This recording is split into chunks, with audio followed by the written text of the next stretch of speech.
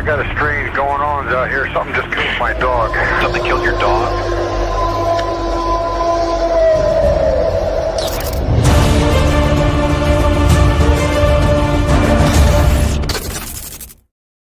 Hey everybody, welcome to another live episode of the Cryptid podcast. I'm your host Dano, and you guys, tonight I have a great guest.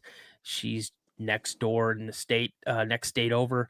You guys, this is a great encounter. Now, this is not her personal encounter, yet she did have something weird happening at her house.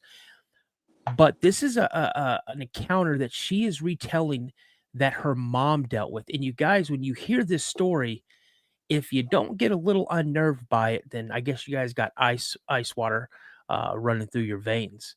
So, but before I bring our guest on, you guys, I just want to say thank you so much. And here's a new announcement. If you guys haven't already seen, Monday through Friday at approximately 6:45 to about 7:40 a.m. Central Standard Time, I do a new live stream that I like to call Coffee with Dano. And I get to interact with a lot of people from all over the world. And I've seen Ashes jump in there. Greasebag has definitely been in there. I think Natalie may have popped on one or two times. So check me out, you guys, every single morning from roughly 6:45 till about 7:40. And it's Coffee with Dano. And you know what, guys? The energy you guys bring to that chat, the energy that other people bring to that chat actually helps me get through the day. It energizes me, it amps me up, and it just puts me in a really good place to go in and do my regular 9 to 5, sit behind a desk. But before we get into this, you guys, again, thank you so much for all the support you guys should show the channel. You guys, if you've had an encounter you'd like to come on the show, please email me at thecryptidpodcast72@gmail.com. You guys, without further ado, I'm going to bring on our guest. She is fantastic. She's from the great state of Wisconsin. Everybody, please welcome Danielle. Danielle, what's up? Not much. Just excited to be here. Thanks for having me on, Dano. Awesome. I'm so glad. And it was great talking with you. And I'm just going to put this out here real quick. There's a certain person in the chat, and this person knows who he is. He needs to make sure he just keeps himself cool. I don't want to see nothing in here or I'll boot him out of the chat. No, really, I won't. But, mind your manners. That's what you need to do. And you know who I'm talking to. But so you reached out to me because you found me on Spotify. And I could not believe the story that you told me. Like, I was like, holy smokes. And you agreed to come on and actually not just do a pre-recorded interview, but to do a live interview in front of all these people who will probably get in here and do some, have some great questions for you. And let's get on with this encounter. So kind of just roll it back a little bit as to how old you were when this happened, where you're at. Now, you and I have already talked, and we don't really want to give an exact location. So if you feel safer saying what county it's in, I think that would be an okay thing. Because the last thing we want is anybody to go snooping around this area. So, hey, it's all yours. Let's rock and roll. Well, thanks, Dano. Yeah, and thanks for having me on.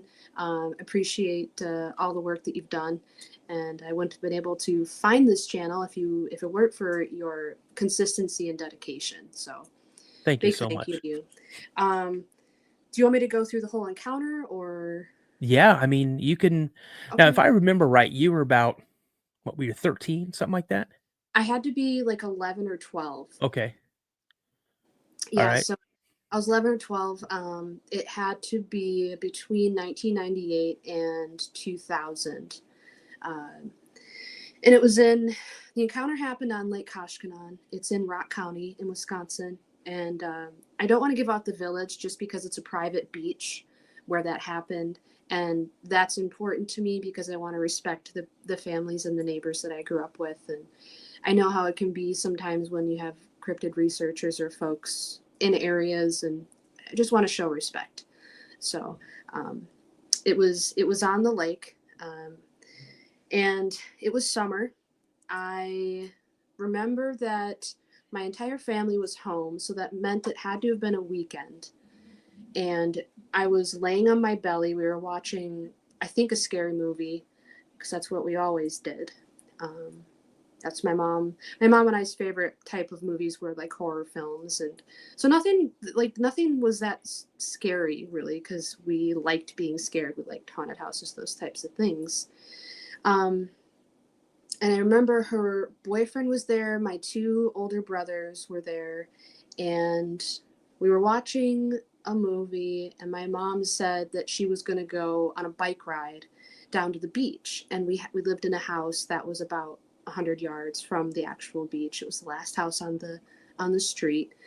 And she liked to take the specific path down the street, and then it merged right to the gravel, sandy, like front lake beach road. And it had to be like 11 p.m. or something kind of in that time frame. She worked second shift, so she was used to and liked being kind of a night owl, if you will. So I didn't think anything of it. She left. She said, "I'll be back. I'm going on a bike ride." And she would, used to go smoke her cigarettes and go on her ride and come back. And so a little time, I think 10, 15 minutes or something like that had passed. And then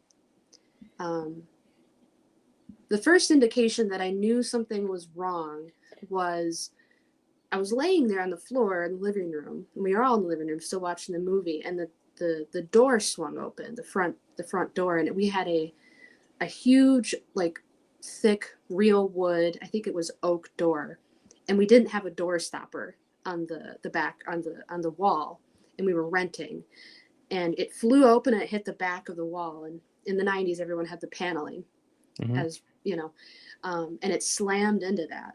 And I knew that wasn't like her, because we were renting the place and she wanted to get her deposit back every time we rented somewhere. So she always yelled at me for slamming the door or whatnot. So I jumped and I freaked. I was like, what the heck? And Mom came barging in, door slammed, and she's like out of breath.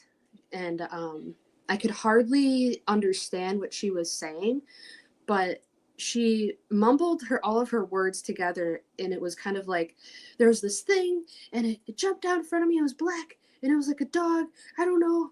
It was so scary, and I was like, I'm 12, I'm 11. I'm like, I can't process like what is happening, but I knew my mom like had seen something scary, because I had never seen my mom that scared even to this day in my life.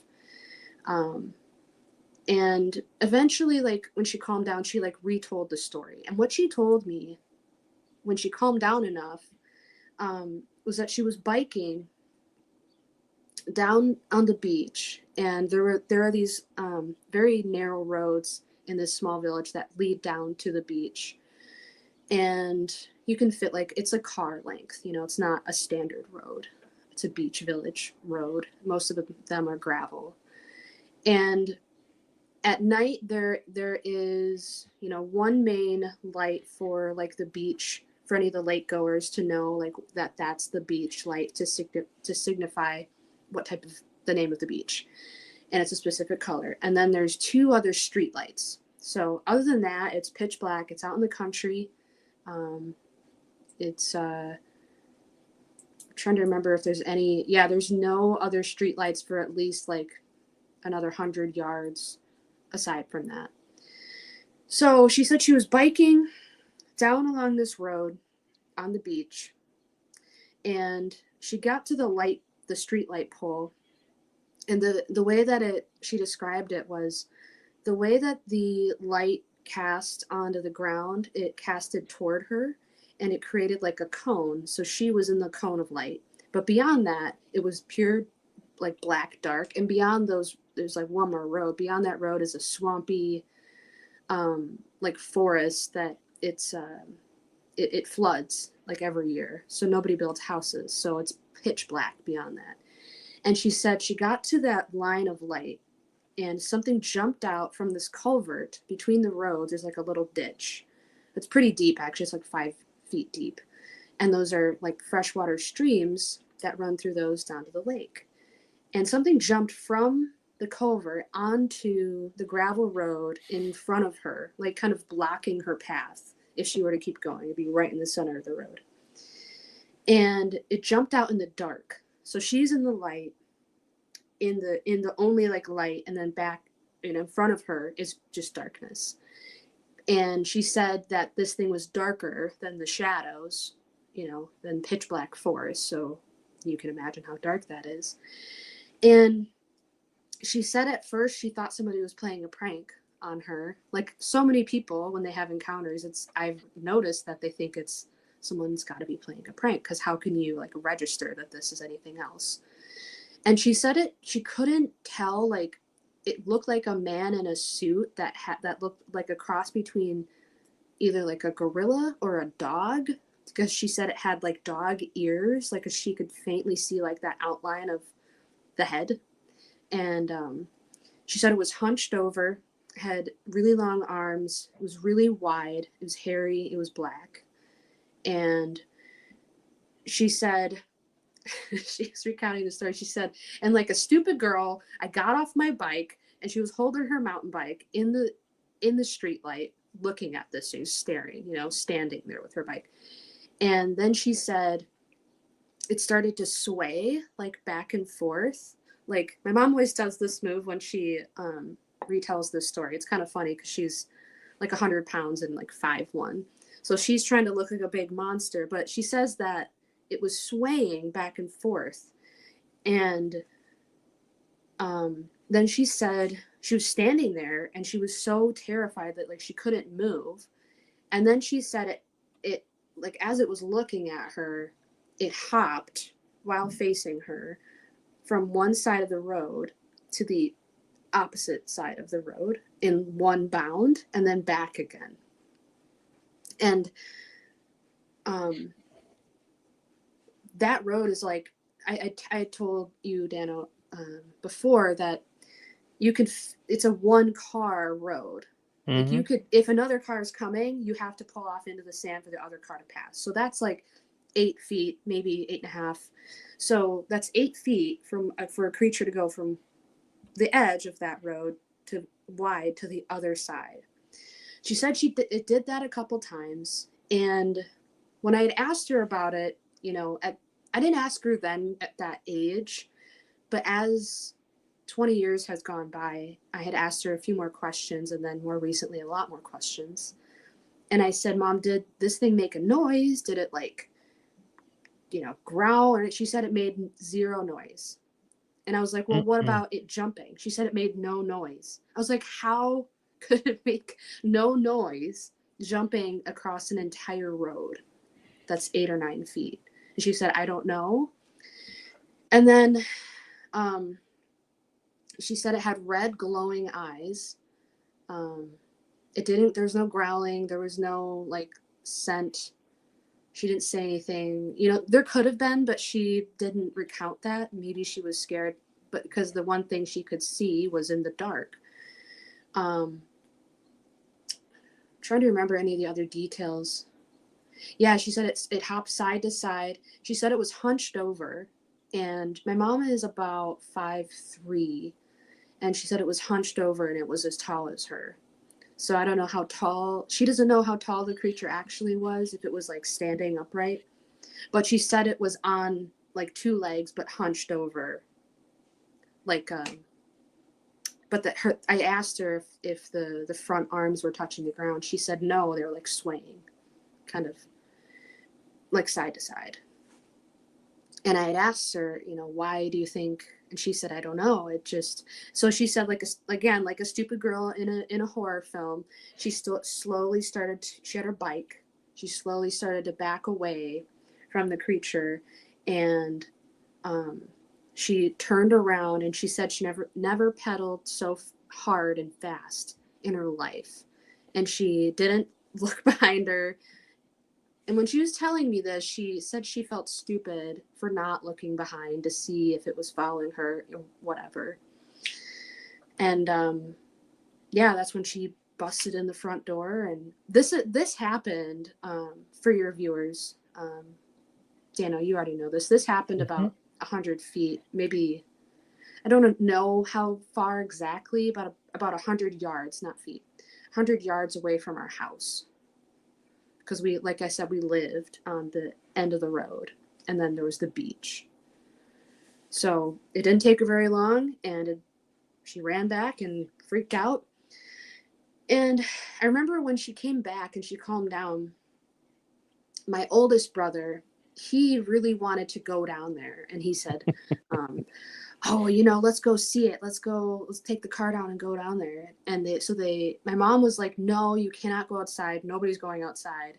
There's that thing out there. It's out there. Like, you're not going. I don't know how my brother talked my mom into this, but my second oldest brother stayed with me at the house, I think. And then my oldest brother, my mom and her boyfriend got into my brother's car.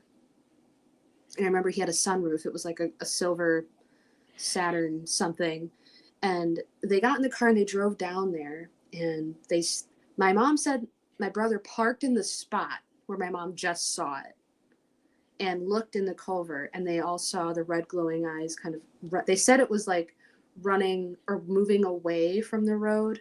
So if this is the road and here's the culvert, like it was moving back, and here's the lake. It was moving back into the culvert, like away from the lake. And I said, Mom, I'd asked her, I think several times through the course of 20 years, I said, are you sure that were your headlights in the bushes? Or she said, no, baby girl. She calls me baby girl. She said, no, baby girl, the eyes were glowing red. And I said, how's that possible? And she said, I don't know. Your brother saw it. Her boyfriend saw it, and it just went off in the bush. My mom said my brother rolled down the window, like the window that was closest to the bushes that it was like in. Yeah.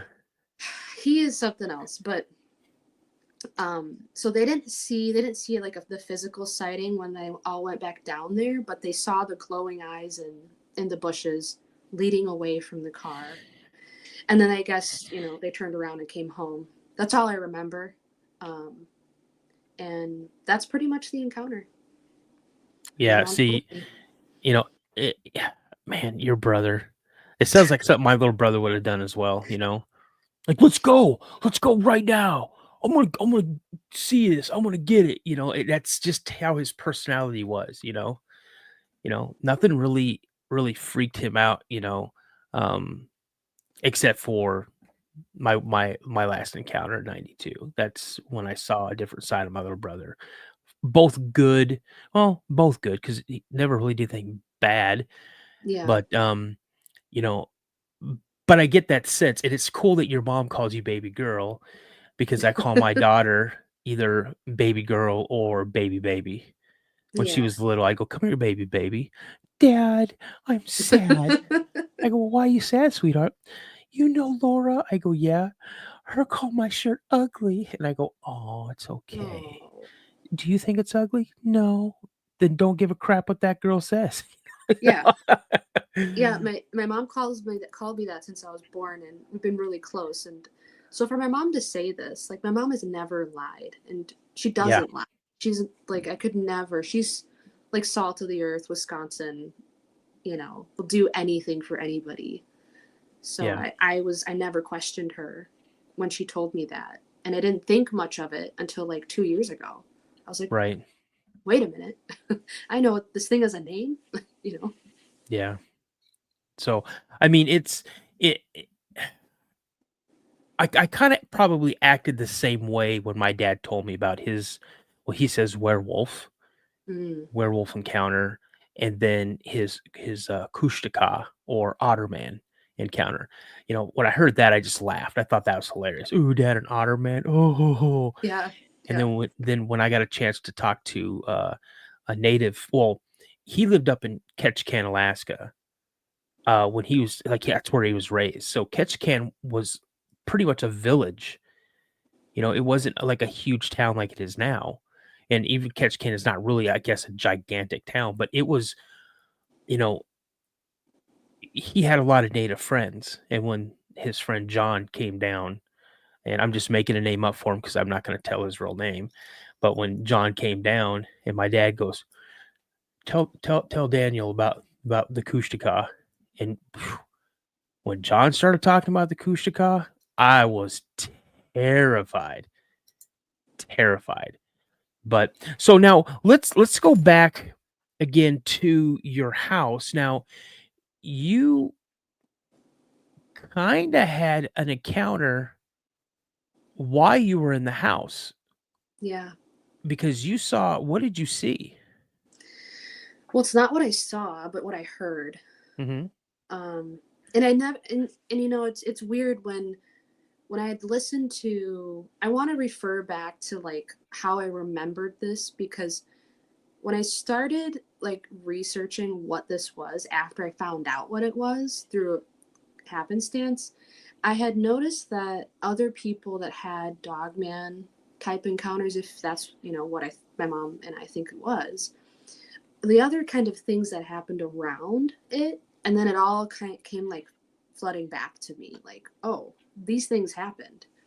And one of the things that happened was, um, I I don't remember if this happened before or after my mom's encounter, just because it was so long ago. But one night I was home alone. My mom worked second shift, and um, you know, back then we were poor, so she didn't have money for a babysitter all the time, or, you know, whatever, care for kids. So I was home alone a lot, between the hours of 3 p.m. and whatever time, 11 p.m. So it was one of those nights, I think it was a school night, and it stormed really bad. And so much so that the power went out, and it was at night, and our house was set, because we were by the lake. The there's like the hills. Our house was on a hill, and so the house was set into the hill. So one half of the house was like almost butting up, like the windows are really close to the ground, and then the other half of the house that faces the lake, the windows were really high off the ground. And I was in my living room. I think I was walking to the bathroom, to the living room or something, and the lights went out, and all I had, I think maybe I was looking for a candle, I don't know, but all I had was the remote, the TV remote.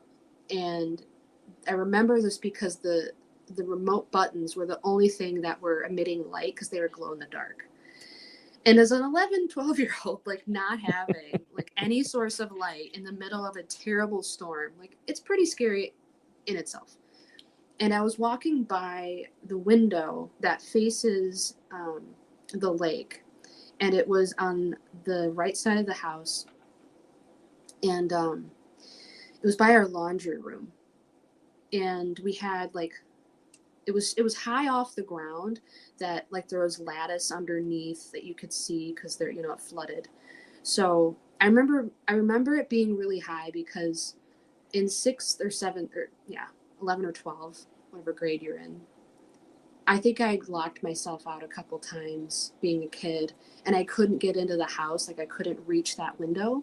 And that's how I know, like, I couldn't have been much shorter than I am now.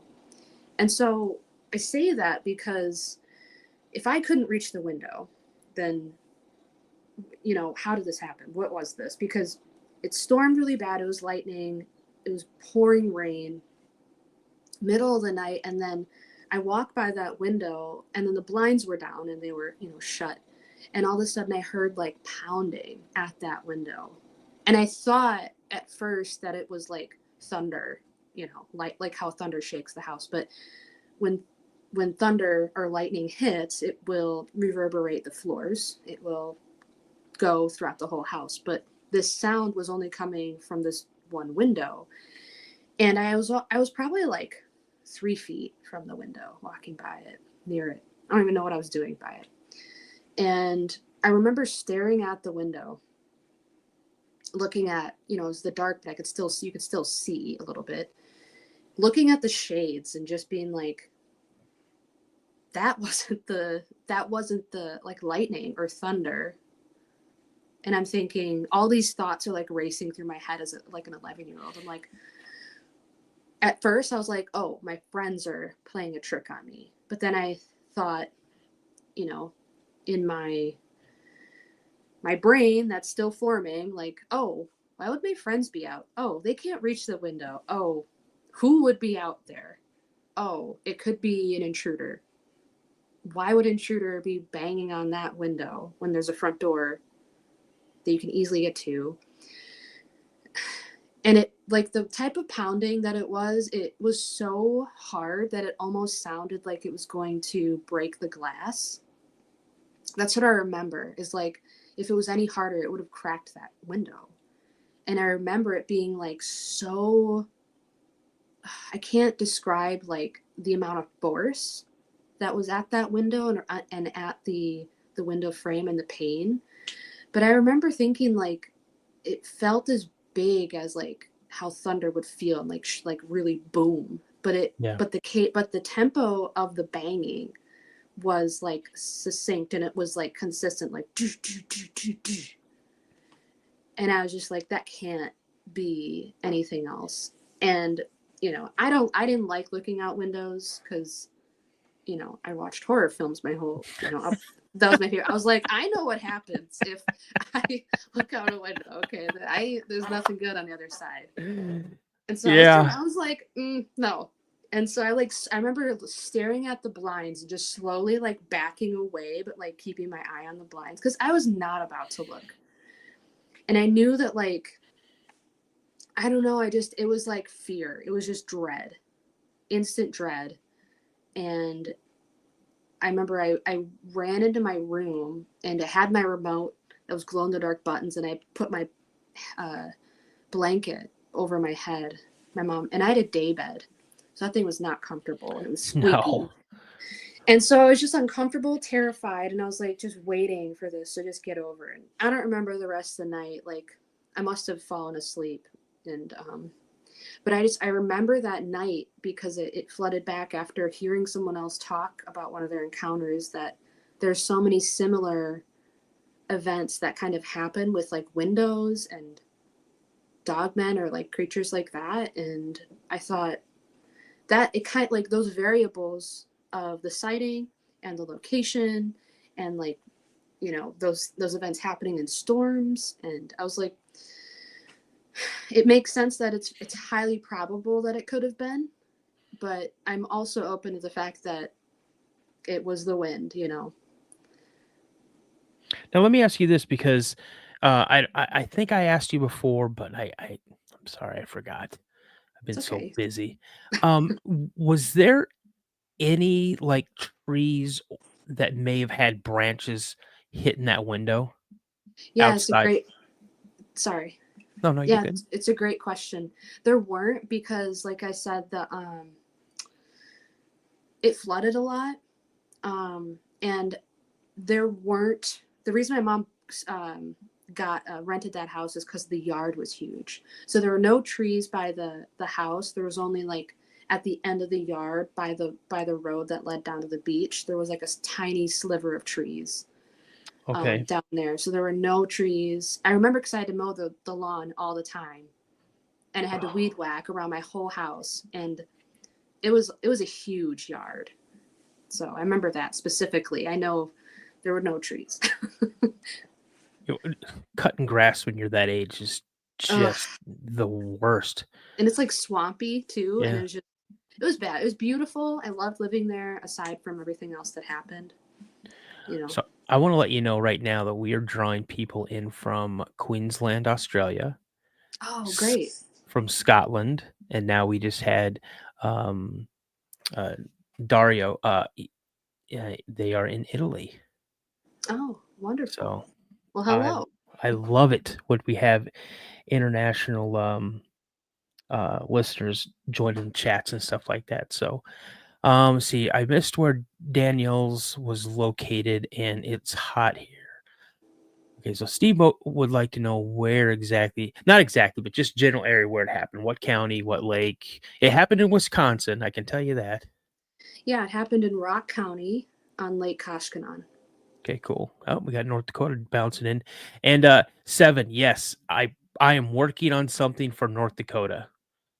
I think 7 has asked me a few times to cover something in North Dakota, so I'm definitely working on it. So So after you had that encounter, it is what it is. It's an encounter with something banging on the window. Hmm. My thing is, it's a good possibility. I'm not saying this for sure. This is just an assumption that I'm coming up with. That it's a good possibility that this thing that your mom encountered knew where your mom lived and had probably been watching not only your house, because again, you and I looked at this area on Google Maps, Hmm. and that's a tiny area for something that big to be moving around in.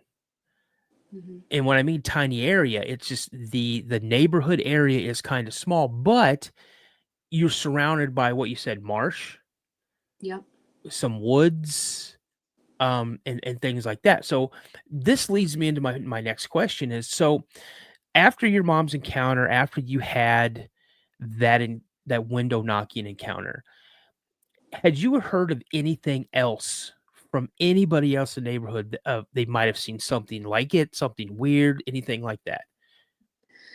No, that's why I wasn't able to form any type of opinion. I'm trying to remember, like, even now. Yeah, I don't ever remember hearing stories, hearing like even like, as teenagers when I got like slightly older, Mhm. um, nothing. And but yet again, like when we were, kids, when we would go out, like none of my we all went out together, and we didn't go out too much at night because we were kids, maybe in the summer Mhm. sometimes, but yeah, it um it's one of those things where I didn't hear anything about it before, but then after I told a couple of my friends, they had said, "Oh yeah, like my, so and so saw this thing or this thing happened." And Mhm. but no, to answer your question, I'd never heard about it, never heard any like tales of it. And again, I was young, so I don't know if the people that may have had encounters in the area or seen something would have wanted to tell a child, Yeah. and so I mean that's my assumption anyway. If but yeah, no. Now when you and I talked last time, again, we had a great conversation. Hmm. Um, did you mention that maybe not in that exact area, but somewhere near, like, another group of people, teenagers or young adults, saw something, like, crossing the street or going off into that area? Yeah, yeah. It was I had told my neighborhood friends at the bus stop that we all shared on the corner, like, hey, my mom saw this like thing and it looked like this. And then, they were like, oh, whatever, cool. And then like later, I think it may have been like a couple weeks or something, I'd forgotten about it. My friend Jamie, he said, Danielle, my brothers and I saw that thing that your mom saw. I'm like, shut up. You did not. They're a bunch of boys. I was trying to think like they're impressing me or whatever. And he said, no, no, really, we saw it on the road over from where your mom saw it, the next road. And I said, you did not. You were lying. And they said, no, it was chasing something across the road and it ran into the bushes. My brother saw it and we were up the road. And I was like, well, I think because I was really like sarcastic and like, you know, kind of a jerk to them because they were younger or whatever. I was like, you did, whatever. I don't believe you. Um, but they were like, he was like adamant. And I remember him like telling me and him being like, kind of not so much like scared, but like maybe a little scared, but more like excited that he also claimed to have seen something that I saw. And I never talked to him about that. I moved from that area a couple years after the event happened, and we never talked about it or brought it up. But yeah, he claimed him and his brothers saw something after that. So I don't know who's to say he made it up or he didn't, but that's what he told me. Yeah. Yeah, that's crazy. So, do you still live in that same area? No, that area is about 35 minutes south of where I am now. So Okay. yeah, but my sister-in-law's family still lives there, and it's like it's my home, so I go there every now and then, and Yeah. I go back a lot. Yeah. Well, that's good. I mean, Hmm. like all my family there, West Virginia. Let's see, where my family at? West Virginia, Florida, Oregon, Washington. So they're all over the place. I don't live close to any relatives Mm. in my family. So, but my in-laws, we live like 5 minutes down the road from them. Do they stream in to watch your shows? No, Aw. no one in my family. They all think I'm just making things up, and I never saw anything. But it's okay. I don't mind. It's something that I've gotten pretty much my whole life. The only three people in my family, or only two people in my family that would have 100% beyond the shadow of doubt know that I saw what I saw and what I encountered, have since passed away. And that's my little Mm. brother and my dad, Yeah. because my sighting kind of, my dad saw it. And then my little brother was there, but he was asleep. But then he had let us know that, hey, I saw two small ones. And we're like, Yeah. what are you talking about? No, you didn't. He's like, no, I did. And he got down, and then the last encounter, he saw what was pretty much escorting us out of the woods. So, Mm. but Oh, yeah, I forgot to mention remember how I talked about the tracks that I saw? yes, I totally forgot to mention that after, because it was a few days after my mom had the sighting. I wanted to be a little detective, and I wanted to go down there, but it was in the day. Um, and I went down to that spot, and there were a bunch of like tracks in the area my mom said she saw it, but it was in sand, so you couldn't identify like any prints or anything like that. hmm So I walked around to the side of the culvert where the sand was mixed in more with dirt, and it was less like full sand, and it had rained um, like maybe a day or two before, so the sand was still a little wet, but most of it had like dried. And I hmm saw, and I remember stopping because I saw this print. I saw this huge track, and it was the thing that really caught my attention was how deep this track was. And Dan, I remember I think I told you that it was bigger than my hand wide. Like, so I don't know yeah, how big my hand was when I was 12, but it wasn't too small, I don't think, than it is now, because I haven't grown that much since I was 13 or 12 or whatever. Um, and I remember it looking similar to like how a turkey splays out, like it's hard to explain, like how they splay out their digits, hmm but it was as deep. It was like probably like 4 inches like deep into this like kind of mildly wet sand dirt.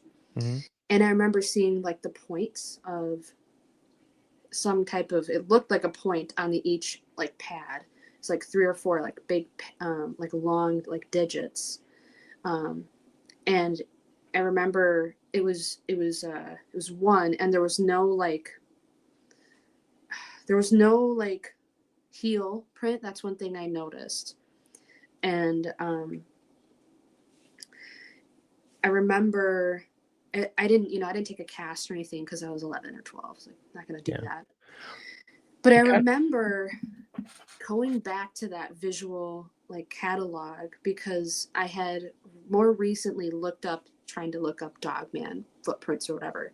And this lady from Rock County online, I don't know where it was on the internet, but she had taken a photo of this footprint, and she had said that this was a Dogman footprint, and hmm she had seen the Dogman in that area. She had an encounter or something, and it looked exactly like the one I had seen. And I was like, holy crap, like that's the exact thing.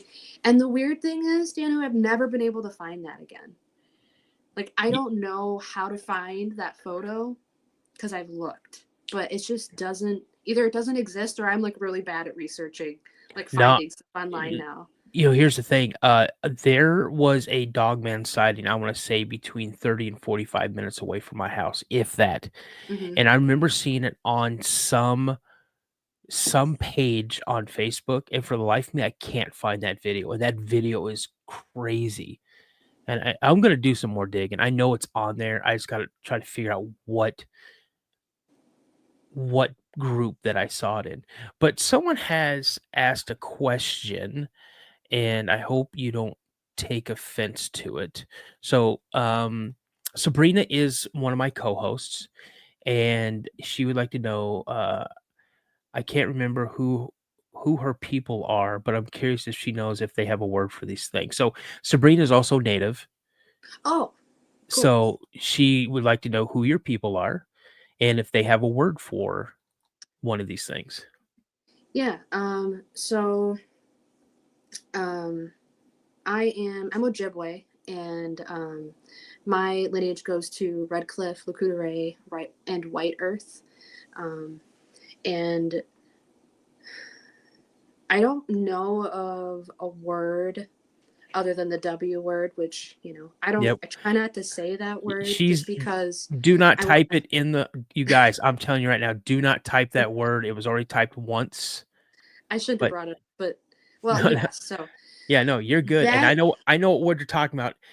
And so, yeah, we're not talking about white. You can say white, but. Yeah.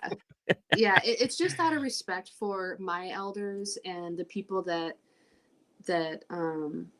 I know who've also seen something similar to what my mom saw. That's the one kind of creature that I had heard had any similarities to what I know to have seen tracks of, and my mom had seen. It's a touchy subject to bring up in like Native community, because I think, Dano, you and I talked about it. Native people either not going to tell you nothing and say, don't talk about it, or they're going to tell you the whole story. But as far as like a word, there's probably a word, but as far as like the people, the communities that I'm, involved with, that I'm connected to, there's not really a word for it. But again, I haven't okay, I'm going to be honest. I haven't had the courage to like talk about it openly like that. Because I want to respect that. I respect that. I want to be credible. I want to be held like, I don't know. It sounds strange maybe or maybe not, but I don't want people to, think like, oh, there's this crazy like person that's talking about werewolves. Like, oh, great. She's one of those. And maybe one day I'll ask. Maybe I'm probably going too soon, but to answer your question in short, no, I don't know of a word. I know that Sabe is Bigfoot. Sabe. Yeah, Sabe. All right, let me write that down because I think that's an awesome word. How do you spell it? Let me see if I can spell it right. Sabe. I was going to say Y, but I'll take it. Sabe. That is cool. I mean, there might be different dialects. There always are, depending on like the nation and the area in which you are. Yeah. So. Yeah, that's awesome. Anything else?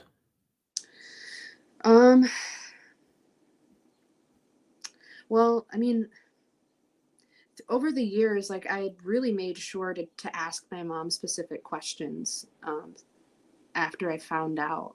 And I only found out about what it was called after listening to a creepypasta story that talked about a dogman, like the characteristics and like the behavior of a dogman. Because before that, I guess I wanted to say, I kind of like scoffed at the idea of dogman because it sounds how it sounds.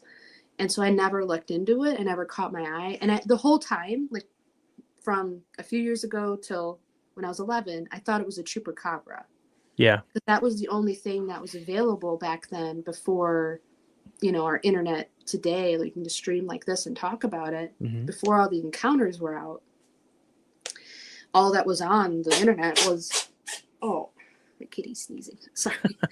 All that was on the internet was, random stories and like werewolves and stuff. But I guess I just wanted to say that like, this is still like kind of a recent new thing as to understanding what my mom saw and what kind of I experienced as well. Yeah. And Well, Sabrina, who asked that question, she asked me to tell you, she said, Biluhook, which means thank you in my language. And I appreciate your honesty. And she goes, so much love to her, so much love to you.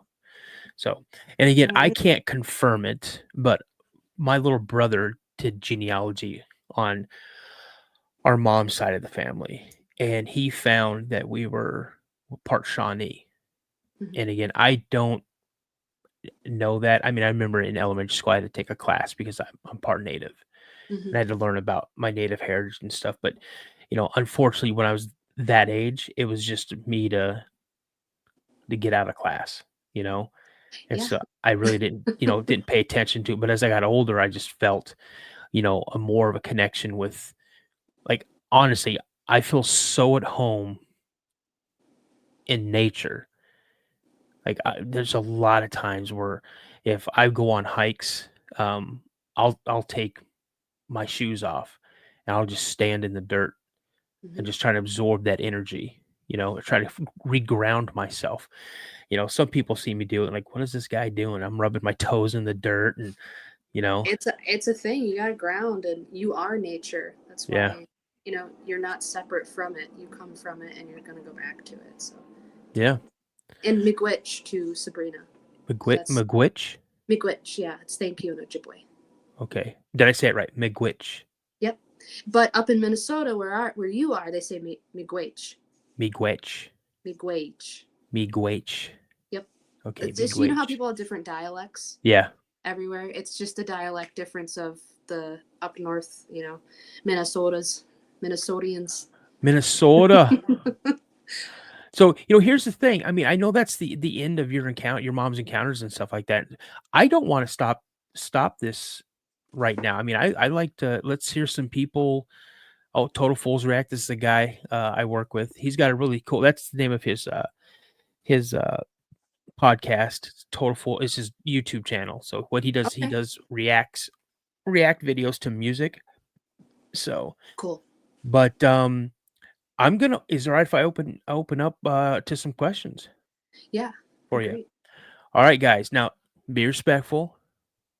So if you guys have any questions, anything that has, caught your attention and you'd like to know something about, let's hear those questions.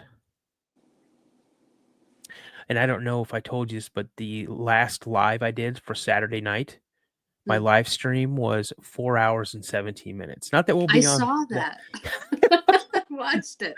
I skipped through because I didn't have a lot of time, but I was like, wow, yeah, talking a lot. That's cool. Yeah, it was. Yeah, if you guys, honestly, everybody in the chat, if you, to know Total, his name's Sean, but to know him is to love him. He's a great guy. He's funny. How he is on his reaction videos, that's really not who he is. It's just it's his, it's his shtick. But get on over, look at Total Fool Reacts, give him a sub, give him some likes. Let's hook him up. Where is she from? Dario, she is from Wisconsin. Correct. So. Yeah, Wisconsin, born and raised. There you go. I wish I could say that. I was born in Belgium and raised primarily in Washington State, but also raised in West Virginia and Tennessee and Florida and Montana and Texas. And Dano, one of my friends, sorry to interrupt. One of my friends is going to go to hiking in North Carolina, West Virginia. Oh, yeah. And I said, okay, you know what type of woods you're going into, right? Appalachians. I said, you are not going to be stupid, right? I said, do you understand like what's out there, right? Yeah. Because it's like Well, It was a lot. I wish I mean, I wish Greaseback, because he's from North Carolina. I wish he was still here. But yeah, if is it are she doing a solo hike or No, with one of her friends. okay, male, female, two males, two females? Females, yeah. Okay, listen, honestly, gosh, I just have a just huge just pain in my heart. Like, if she hears whistling, get the I hell know. out of there.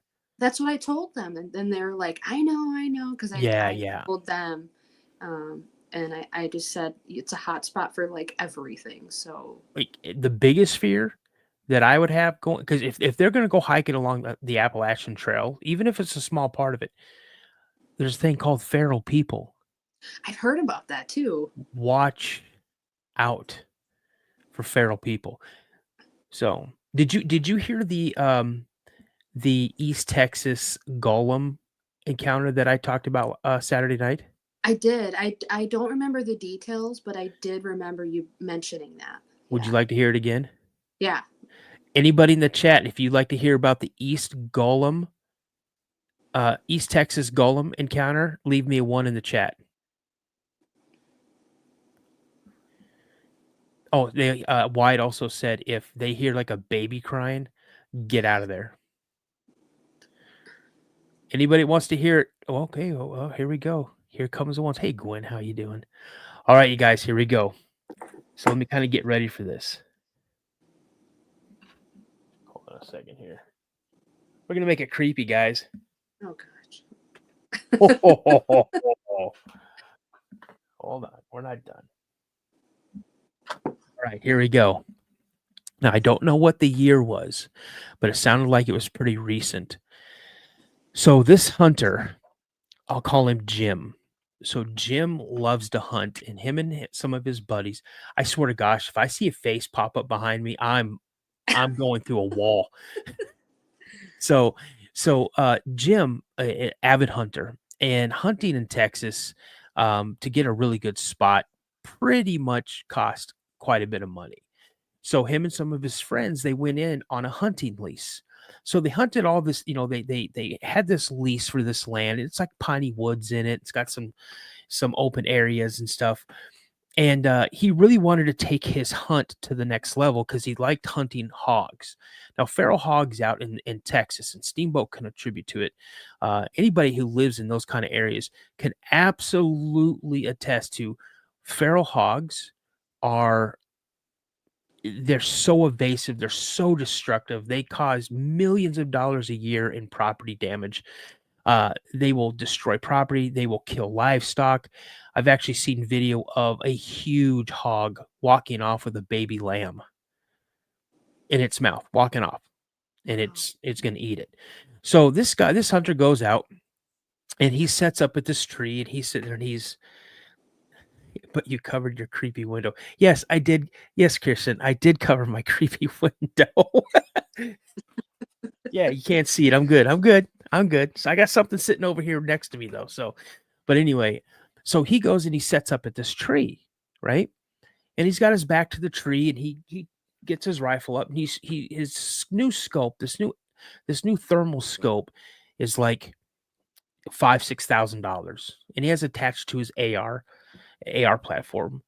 And he's sitting there and he's looking back and he's scoping for almost an hour, and he sees nothing moving, nothing at all. And he's like, well, this is crazy. So he gets up, he goes, maybe I should move to another location.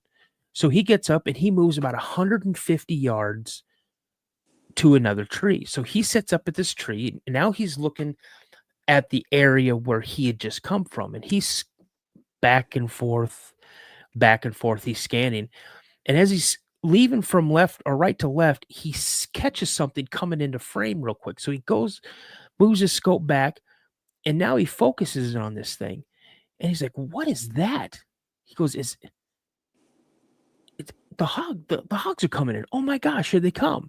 So he thinks it's some hogs coming in. But as he's scoping in and kind of getting a little bit closer and getting a better look at it, he can see it better as it's moving through and kind of comes into a little clearing. And he notices it's not a hog and it's not a bear. And as he's looking at it, he goes, holy crap. This is a naked human being. Like, this person's naked. And what was really peculiar about it is that it was walking or almost kind of like at, I wouldn't say a run, but moving pretty quick on all fours, not on their hands and knees, on their hands and feet, just moving across, right? And this thing makes it to the tree he was just at moments ago. And this thing starts sniffing the bark and looking at the tree. He says this thing looks like it's absolutely engrossed with this tree. And it's looking and putting its face right up against the bark, and it's sniffing. And all of a sudden it just sits down, kind of squats down, puts its hands underneath its thighs, like behind its knees, and it starts sniffing the air. And it looks around, and it raises its head up like he thinks it's going to howl like a wolf. And he hears, "Help! Help me!" And he looks at this, and a couple seconds later, he hears, "Help me! I'm injured. Is there anybody out there that could help me?" And the whole time he hears this, it's a woman's voice, and it's looking right at him. And he's like, "Holy crap, this thing can see me." So he takes the safety off of his AR, and he doesn't want to kill it because he's not sure if it's a human or not. And he fires a shot, pow, and it shoots over. He shoots deliberately over its head. And he said this thing did not move, did not flinch, nothing. And so now it looks back and forth, and it looks right at him again. He's like, this thing can definitely see me. And so it starts to move. Bang! He shoots another round over its head, and now it starts taking off. And he noticed that it's not moving in the direction of where his truck is in. So he gets up and he takes off running as fast as he can through the woods and everything. Because when it started moving after his second shot, he had lost sight of it. He just saw brief little parts of it moving through these piney woods and this brush. And so he takes off, runs, gets in his truck, and he speeds out of there. And to this day, he said, I have no idea what that is. And let me tell you another story. So I got this as an email. Okay. And the guy's name, I wish I had the email around here. I have it around here somewhere, but I want to say his name was like JC. And he was in, I want to say he was down in Missouri. I have to get the email, but anyway, so he decides he's gonna go out camping with his uncle. Now his uncle and him were pretty close in age.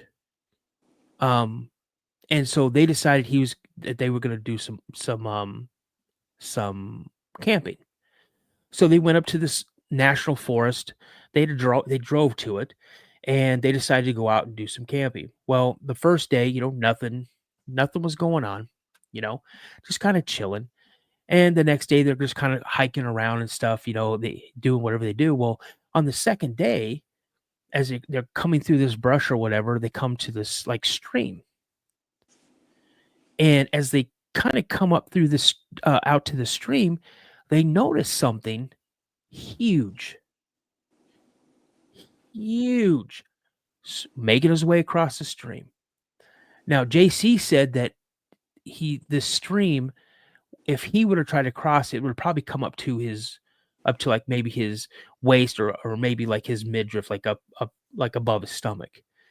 But this thing that was trudging through this stream, it was like knee deep to it, and it was moving. So instead of just sitting there and watching this thing in amazement, his uncle decided to go and whistle at it. This thing stopped, turned and looked at him, and then when he did this, it was in the middle of this stream. He said in 2 bounds, it was up on the other side of the stream and off in the woods in 2 bounds. So, they're both looking at each like, what the heck is that? So the next, they go back to the camp, and that night they get a visitor. And it's making a bunch of ruckus, a bunch of stuff. So much so they get up early the next morning and see that their camp has pretty much been invaded, and they pack everything up, and now they're getting the heck out of Dodge. So as they're moving through the woods, through trails to get back out to where they're parked at, they start hearing something coming up alongside of them. And the whole time, as they're moving, they hear his uncle's whistle. They hear his uncle's whistle every step of the way. Like this thing is behind them, and it's mimicking his uncle's whistle all the way out of the woods. And and he says it's like it's not far behind us. He goes, I felt pretty much like it was going to grab me. That is absolutely spooky. Like Nope. if I would have been, like I saw mine, but if I would have been able to have that type of encounter, there's no way I would have whistled. I mean, if we caught it by surprise and just watching this Sasquatch just make his way across the stream, like it was every single day that's what he did. He liked to walk in the stream. Why would I want to, of any way, shape, or form, why would I want to upset his daily routine? Yeah. So yeah, that's absolutely bananas. Just real quick, you guys, thank you so much for jumping into the chat. If this is your first time joining the chat, please give me a 1 in the comments and let me know where you guys are from. If you guys would like to come on the show, if you've had an encounter, my email address is thecryptidpodcast72@gmail.com. Yeah, Sabrina, come on now. You're in Ohio. This is not your first time in the chat.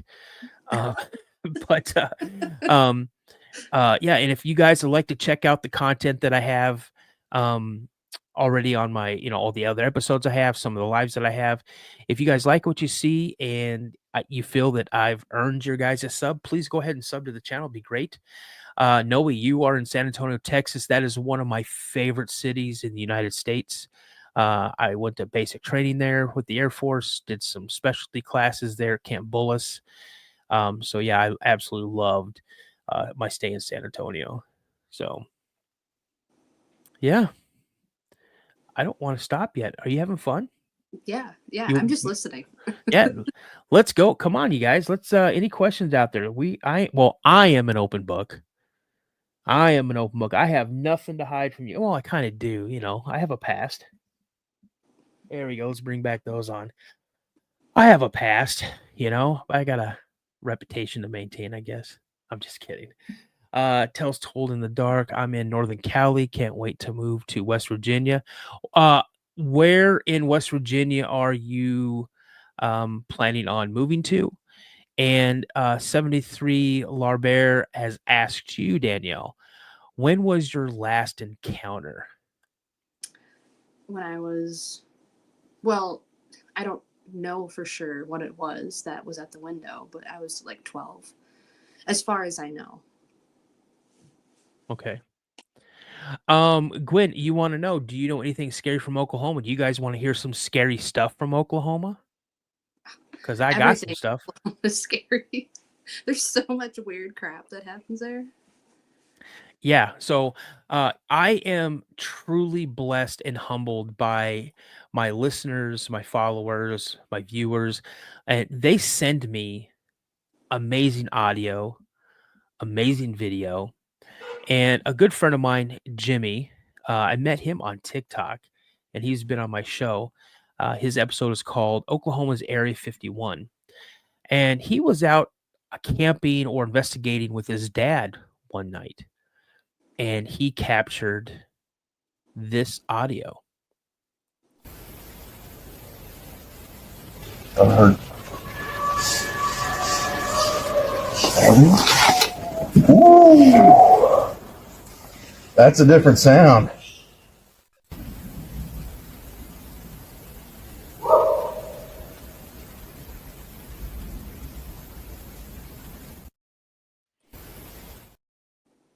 Now, you guys, that last whoop, I asked him, I go, about how far was that, from your camp? And he goes, bro, it was like 20 feet from our camp.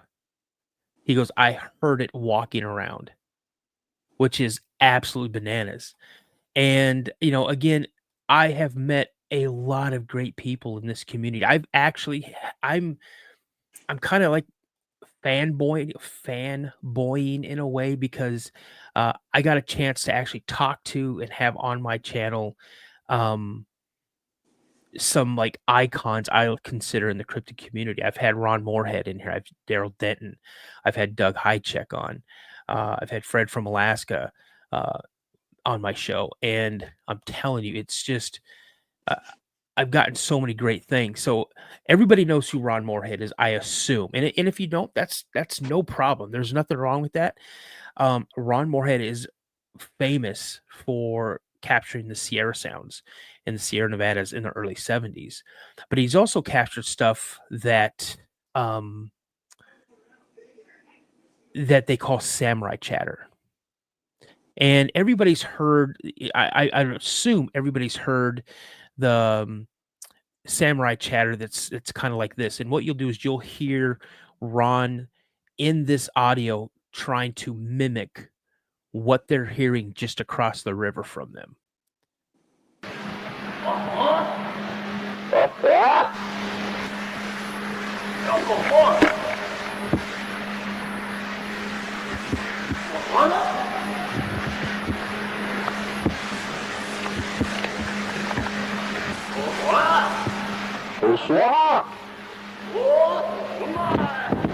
Right there, I just seen movement right through there.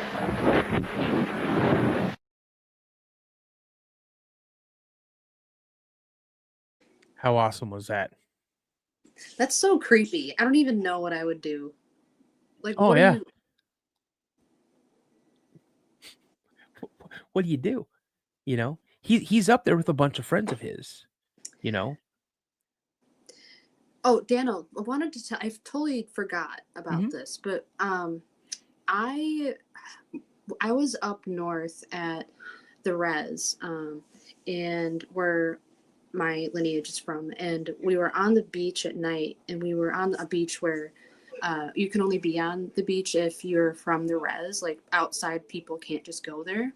Right. And it was at dusk, and all these coyotes started to like yip and howl and stuff. And all of a sudden I heard this howl, but it was like, I've never heard it before. I've never heard it anywhere before. And I heard this howl that, how do you describe it? It was like, it sounded like a wolf, but it sounded like the highest octave and the lowest possible octave and in between. Like, it was I can't describe it in a better way other than it was a full spectrum octave wolf howl. And I say that because I'm in the audio industry, the music industry. So that's kind of my language, how I can kind of communicate the best. But it was like a bellowing howl, and I had listened on YouTube to like wolf howls and like things like that, but this didn't sound like that. And I don't know what it was, and I've never heard like, quote unquote Bigfoot like howl or a wolf or like a dogman howl or anything, or claimed to be. But I was with my aunties, and we all looked at each other, and I said, "You guys, it's time to leave." Yeah. Because it was up by the Apostle Islands in the Chickamauga National Forest. Okay. And I don't know what it was, but it didn't sound like a standard wolf because it was one cry after all these coyotes. It sounded like a really, really big howl. I forgot to tell you about it. No, It that's was this perfectly year. fine. I've heard it was this year. This year. I've heard some people talk about, and it's funny that Kirsten just said it, the siren sound. It sounds like an air raid siren. How it starts.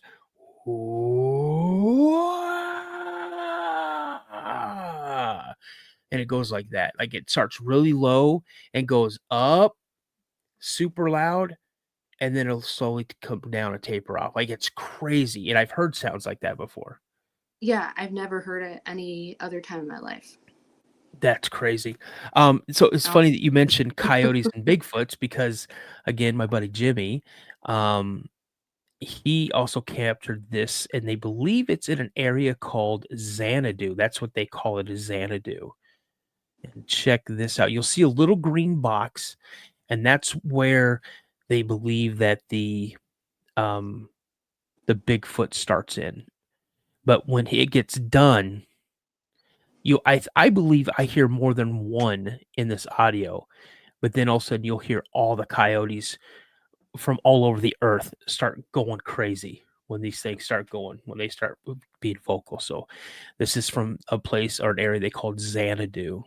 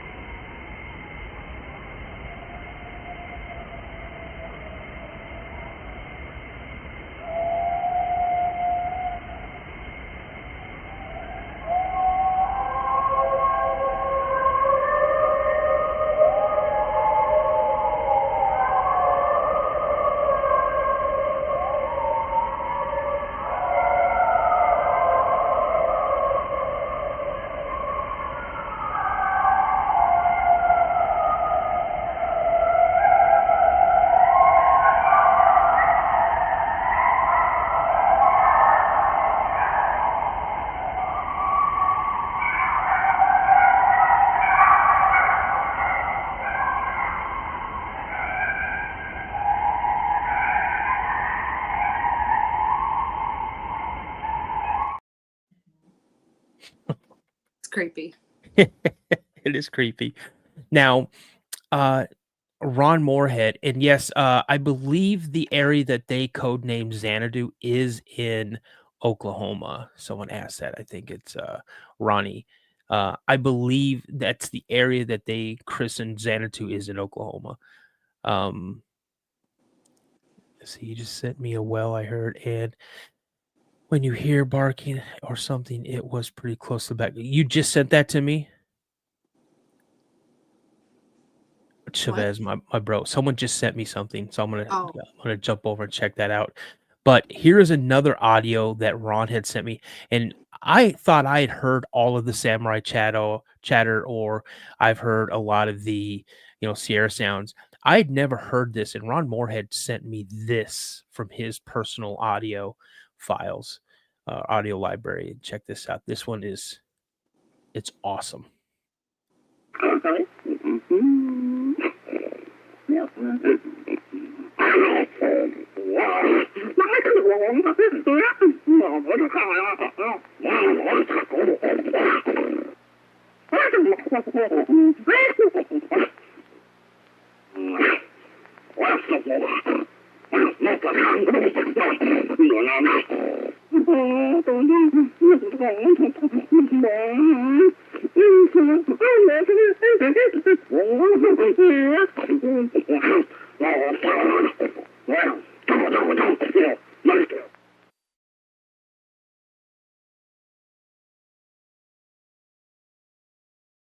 How awesome was that?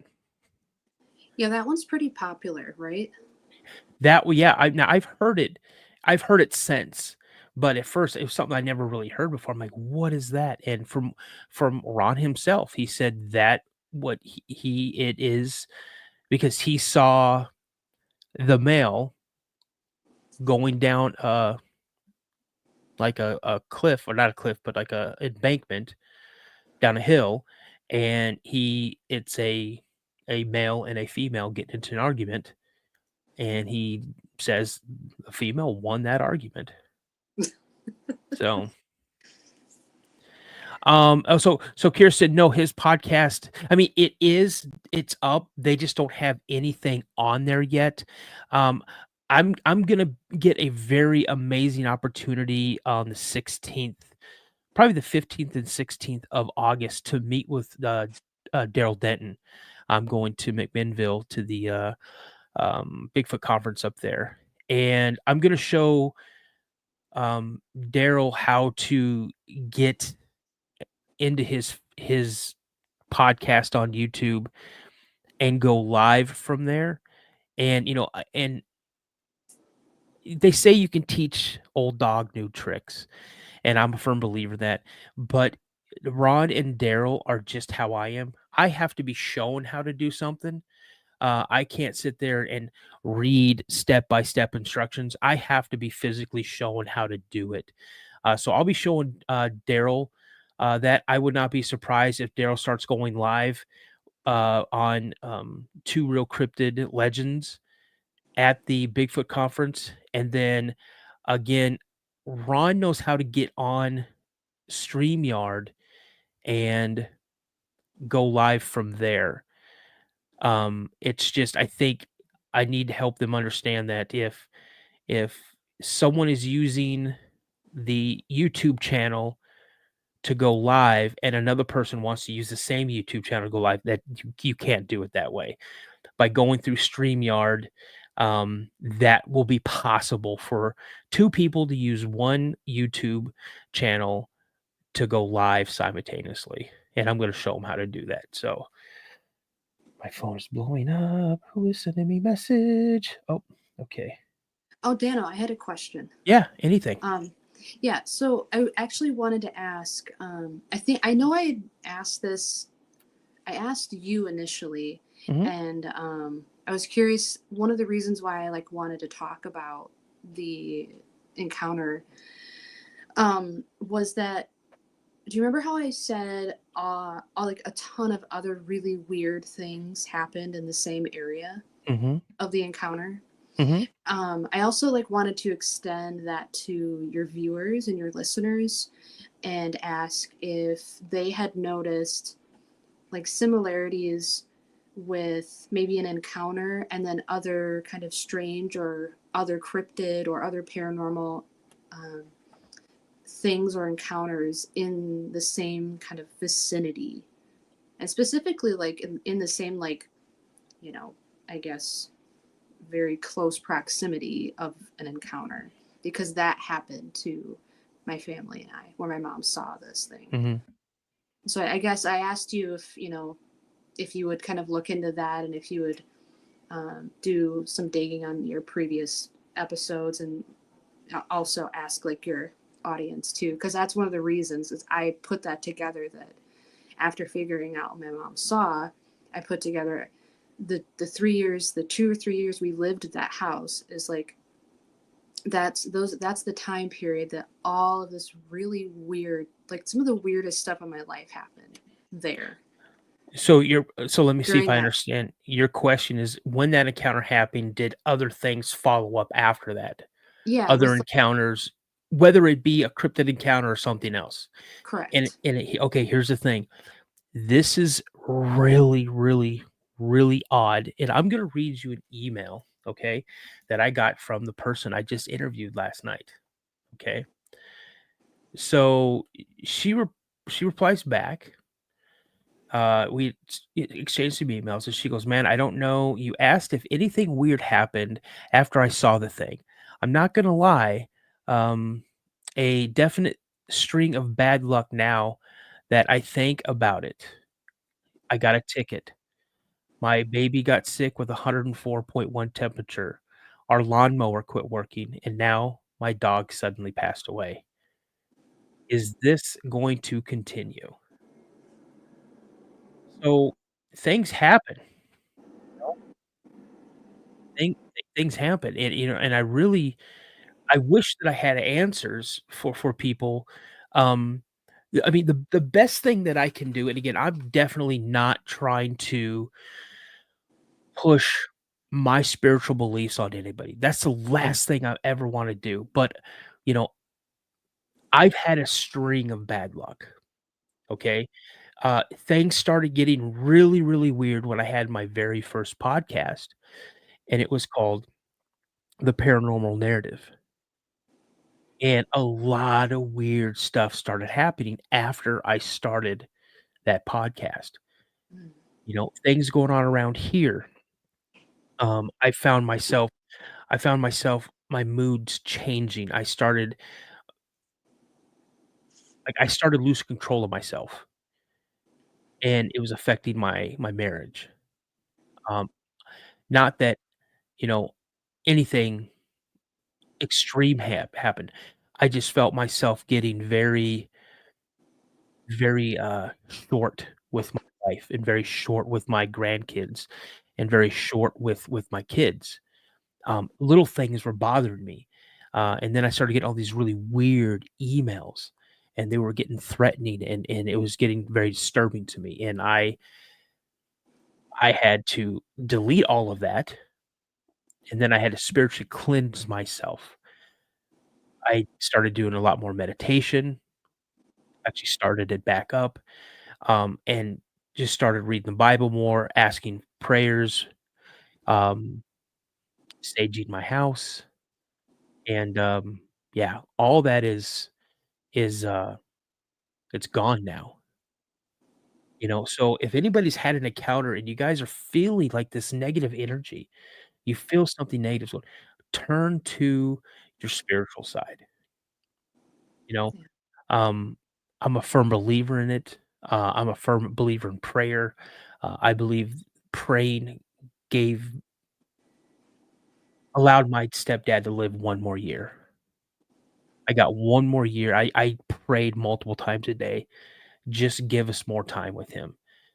And it was one more year we got because cancer the doctor even said, "There's no reason why your dad should still be alive." Yeah. It just there's no reason. And he died the day after my little sister's birthday. I'm He sorry. willed himself one more day so he would not pass away on my sister's day, you know? So, you know, if anybody out there has any type of issues that what's going on, you just have this negative stuff, don't be afraid to turn to your spiritual side. I'm not telling you to run out and join a church. I'm not telling you to go and read the Bible. Find your center. Find what brings you peace. And if you're in your mind, you're being asked to do so, ask the person that you whatever religion you are, ask them to come in and help cleanse your spirit and help push away the negative energy. So, um, I mean, that's just my belief. Again, I don't want to ever try to push that on anybody. And again, I have a feeling that Native Americans, such as yourself and Sabrina, you guys are very in tuned. And I'll say it every single day that the way that you guys look at Mother Earth and nature around you and how you guys are connected to it and believe that you're part of this earth. I have mad respect for that, and I wish that I had that type of connection with this planet, like I do with the Lord, my Lord Jesus Christ. Does that make sense? Oh, absolutely. So again, whatever you guys are spiritually, find that center within yourself and try to help ease yourself. And now I got 9 Mile King popping in. This is another guy I work with. What's up, Brad? Yo, he's a good friend. I've known this kid since he was like in elementary school, like Cool. real. So, let's see. You have to protect yourself spiritually by praying for protection as you would protect. Yep, absolutely, 100%. So any other questions out there? Any other questions? Robbie, I didn't know you popped in. How's it going, man? And Ronnie, I saw you pop in. I'm sorry I didn't say hi. But wait, I missed your question, man. I don't know. You said I hope it's okay. I don't know what you said. But you know how to get a hold of me. Any questions from you? From me? Yeah. Anything you Uh, want to know? I was curious if you know, when you shared your encounter, the one that you had shared about that rake, had you shared that previously, like on Yeah. your show? Yeah, I just talked about it Saturday night. Oh, okay. Because Yeah. I didn't remember hearing about it before, and I just kept thinking about that. Like, man, that was a creepy story. Do And do you want to hear it? I mean, you told me last time, but Yeah. it's a great story. I still like can't believe that like that happened to you. Like it sounds like it was a movie. Like it's I just so. I'll be honest with you. That is the one thing. Like I watch videos on YouTube all the time. If one and the way my algorithm is, it brings those type of videos up in my. Yeah, I won't watch them. really, I it's too will. much. Nope. I won't watch them. See, Honestly, if I'm walking through the woods with my family, I'm legit pushing down the slowest person in my family so I can get out of there. They can deal with it. I'm just kidding. I wouldn't do that. I wouldn't do that. You know, a lot of people who know me personally, whenever I'm out and about, if I'm when I'm outside of my place of business or where I work, my place of employment, I'm always I'm always packing, and I have enough confidence in my ability to defend myself and my family from anything coming my way. I just had you heard of like people having to defend themselves against those types of creatures? like where they were being physically attacked by one. Yeah, like with a weapon or anything. Like, I have you ever? haven't. I Okay, haven't. I haven't Um, either. That's why I was I mean, curious because it no, was supposed to not be real. It was supposed to be a creepy pasta. So yeah. supposedly. Well, I saw a video one time, and it was these kids. And I want to say when I say kids, I'm talking like late teens, early 20s. I'm not a kid. I'm an adult. Well, I'm 53. You're a kid. But Hmm. and it was on one of this kids' property, and I can't remember where they said they were at, but um one of this guy's friends came in from like the in through the back door. He's like, "Man, I heard something messing around in that old shed out here on your out back." He's like, "What do you mean?" He goes, "I think there's someone out there messing around in your shed."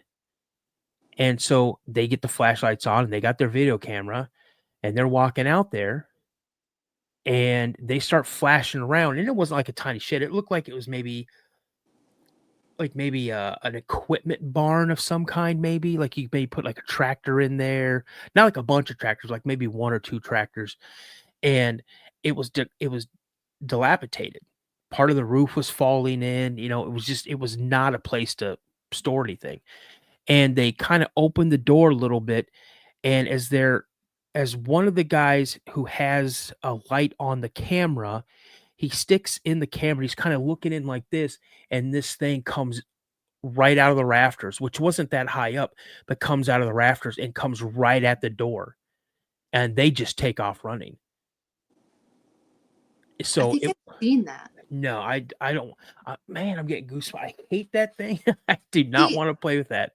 so that's why I was curious. Was you seem to talk about your Bigfoot encounters a lot, but you Mhm. don't seem to talk about that as much, and that's why I wanted to ask you about it because either in my mind it either affected you so much that you just like some people don't want Yeah. to deal, like they process things differently, and Mhm. so with something like that in my mind I would be on that path Mhm. of that's all I'm going to research and that's what I'm going to talk about. So to know that that's kind of like an offshoot of topic for you and your Yeah. main topics are Bigfoot, I find it interesting, and it's not a judgment Yeah. by any means, because I know if I saw something like what you saw, I think I'd be traumatized, to be honest with you. I I think mean, I'd be it definitely, up until it's definitely probably the scariest I've ever been, and it's next to even the last encounter I had with my brother. I was terrified then, but I wasn't terrified for myself. I was terrified for my brother because my little brother was a larger than life person. Like, this earth could not contain him. I always said he lived life like a rock star, but he was never in a band. He just mm, loved people. He loved life. He marched to the beat of his own drum, and legit, he was the prodigal son. Like, he could kill 10 people. He can kill 10 people in front of my mom, and my mom will take it to her grave. My son never did anything like that. He was here at home and he was sleeping and da da da da. And if I would have probably done something like that, hey, you need to turn yourself in, or or whatever, you know. But yeah, that's probably the scariest thing. And honestly, I've only shared that story less than 6 times in the entire time that I've had it. I really? mean, yeah, and the more times I talk about, I still get this. I fight anxiety. Like, I'm getting emotional right now because it's all this anxiety in me is building up right now. And it almost brings me to a panic attack, but I have to internalize all this and try to push it all down because it's something that really, I mean, it was less than 3 feet from me. How long had it been watching me? What stopped it from punching through that glass Mhm. and grabbing me? You know, uh, I don't know. Yeah, and I apologize if I, No, no, no, I'm you're not. you're I don't good. want to make you relive something unless, not in. No. I want to word this like, I don't want to be disrespectful. No, no, you're oh, trust me, you're not disrespectful. And I think, the Because, more I talk about it, the easier it is, yeah. but it still kind of puts me back in in that moment because, Mr. Eddie, Logan's dad, and again, Eddie is not his real name and Logan is not my friend's real name, you know. It's just the two names. Well, I've used Mr. Eddie forever, but every time I talk about it, it's always been Mr. Eddie, but Logan has been other names, you know. Um, but to see Mr. Eddie react the way he reacted, I still have respect. He lives in Florida now for all I know. I mean, that's what Logan said. His dad and his mom, they sold off a lot of the land. They pretty much sold him the property. What he's done with it, I don't know. But they moved down to Florida. Now, if they're still alive, they'd probably be in their 80s, you know. But, to see the look on his face and to see, because he was not a small man, he was a big boy, 6'4", 6'5", every single ounce of 300 plus pounds. And to see that man move that fast in a pair of jeans and cowboy boots and jumping off of a porch, almost reaching the front door of the truck, he definitely heard or saw something. And to this day, all I know is he Logan said his dad said he heard something. I don't know what. Yeah, I don't know. I also, grew up out in the country, and I had a lot of friends whose dads worked on horse farms, and where Mhm. they were tough guys, and they didn't spook easy, and that type of person you need to be to run a farm, to be in the country.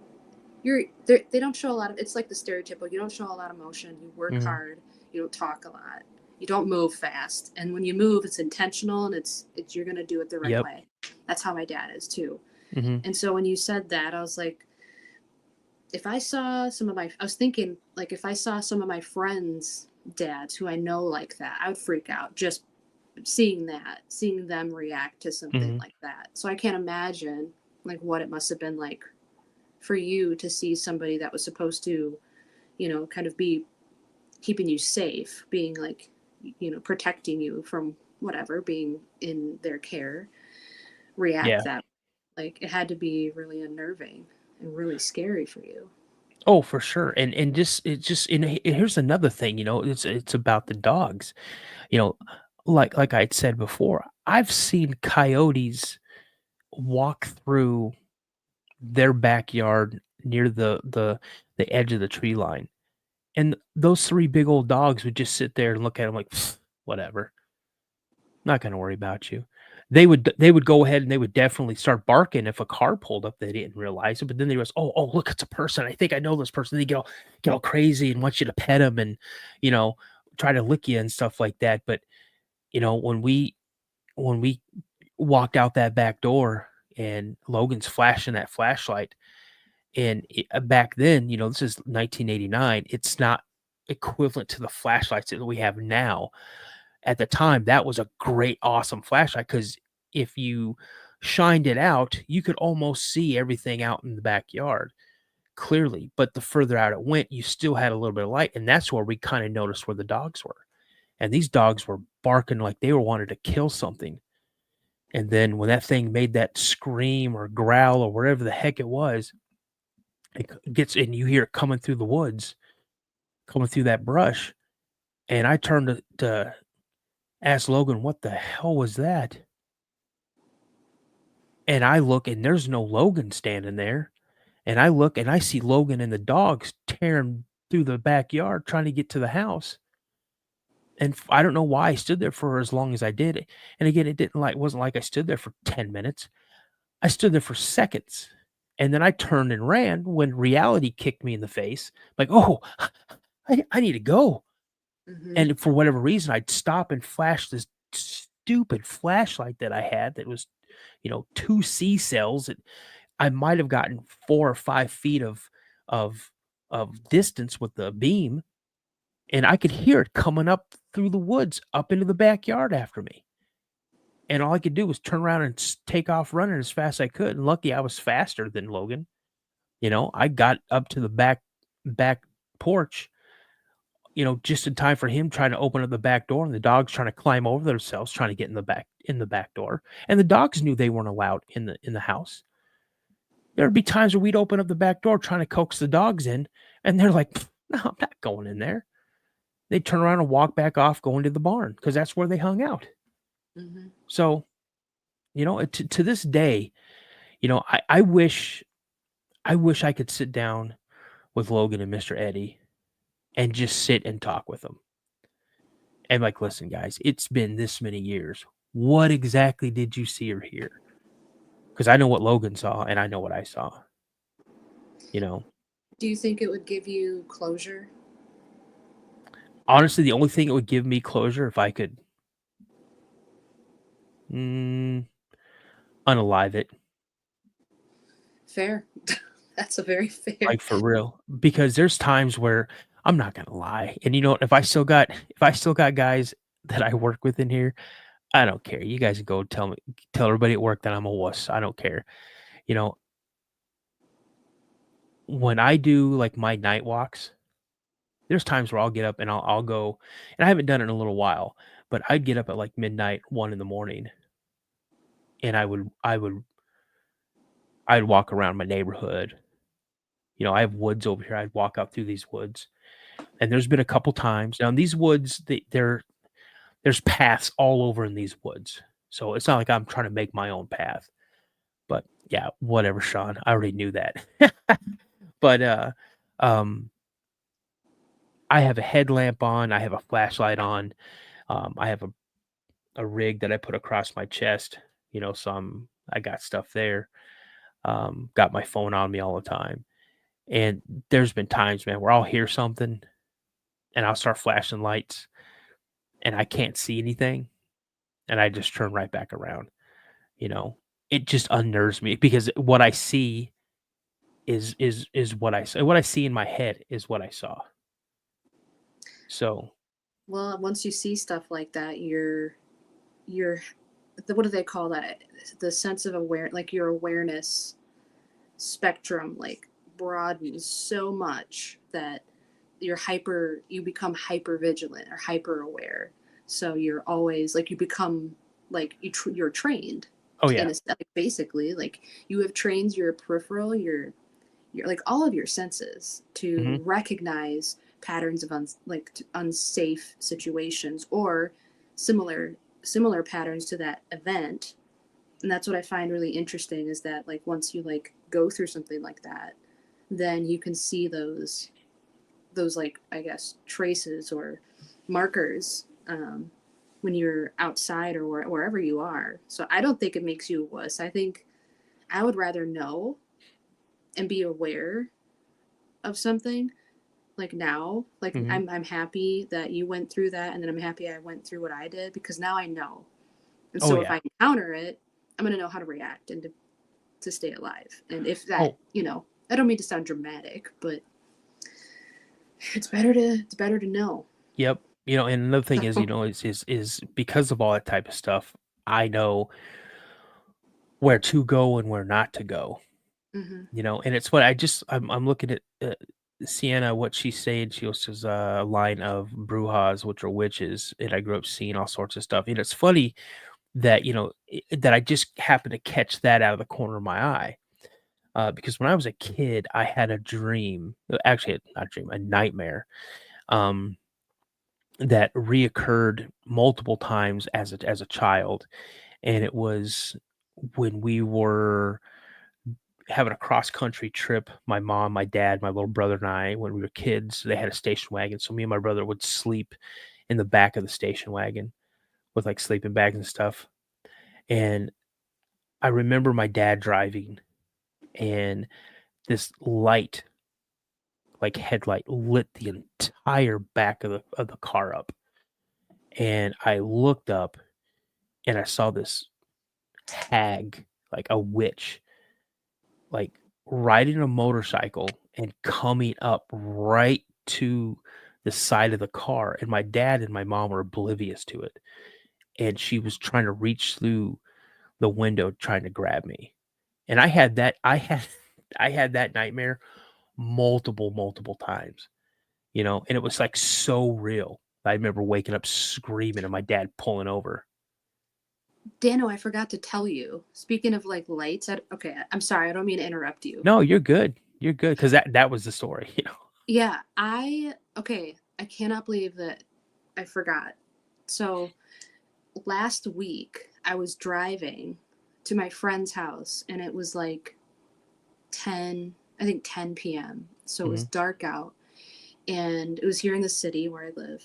And I look and okay, so as it's going to sound weird, but like, this is what we talk about, right? So I know you're not going to judge me, but I was having like some type of moment, and I am not like a Christian or Catholic or of an institutionalized religion. I'm Native, I'm Ojibwe, so I believe in that.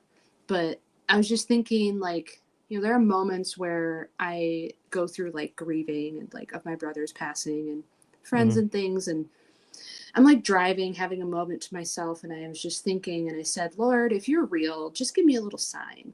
And I look out, and I look over out my window, a driver's side window, and I didn't say if you were real. I said, just give me a sign or something. And I look out my window, and I see this light in the sky, and it looks like a spotlight, like the kind that you would, that, I don't know what kind of spotlights go in the sky for airports or something. Yeah. And there's an airport in our city. Yeah, there is. But when I looked, I saw it was like a white blue light, and it spanned for, I don't even know how many, like hundreds of yards, but it was really long, and it was overcasty, like cloudy. So the light went through the clouds. But the weird thing was that where the light was emitting from was up in the sky. And so when I looked, I saw, and this happened within like 5 seconds last week. It was up in the sky, and it shot across the sky like a lot of light. And it Really? stayed there, but it was stationary. And I was thinking, oh, must be a plane. And then all of a sudden, this cone of light turned like parallel to the ground. It wasn't like going like this, like a spot would be, like how I've seen in the past. It was up in the sky, and then it was stationary, not moving. And all of a sudden it turned in an instant and like did like a 360. And then it disappeared. And I was like, what the fuck was that? Yeah, absolutely. And I remember calling my friend. I was on the way to her house. I was like, you'll not believe like what I don't even know what I saw. And I told her, and she's like, I don't know what to tell you. And I've never seen a light like that. And I've never seen a light emitting from the sky that moved that fast. Yeah. Like it was almost like if it was a vehicle, if it was a plane, like a plane doesn't move like literally as fast as my finger is going. Yeah. Like No. spun around 360 and then disappeared. Do you think it had something to do with your brother? I have no idea. The other thing that happened, I told you about with my brother, happened at the beach where my mom saw the Dogman, or whatever it was. That's what I'm Yeah, saying. refresh my memory. So my brother, my oldest brother, unfortunately, he unalived himself in 2017. Yeah, he lost his battle with his demons. Yeah, unfortunately. So we held a candlelight vigil where we lit up a candle, like lantern. What are they? That float in the sky. Yep, the paper lanterns. And so we did it on in October during his birthday as a vigil, and we went down to that beach that my mom had the encounter, and it was my whole family, and we lit up the candles and we put them, up over the lake, and it was a clear sky, and the moon was out, and it was like, I think it was near a full moon, so it was really bright and beautiful, but it was cold, and it was in October, and we're all standing there by the beach, and we're kind of cuddled together because we just took a family photo, and my little niece, who was probably about 6 at the time, she points and she goes, "Oh, look, there's a cross in the sky," And, I remember now.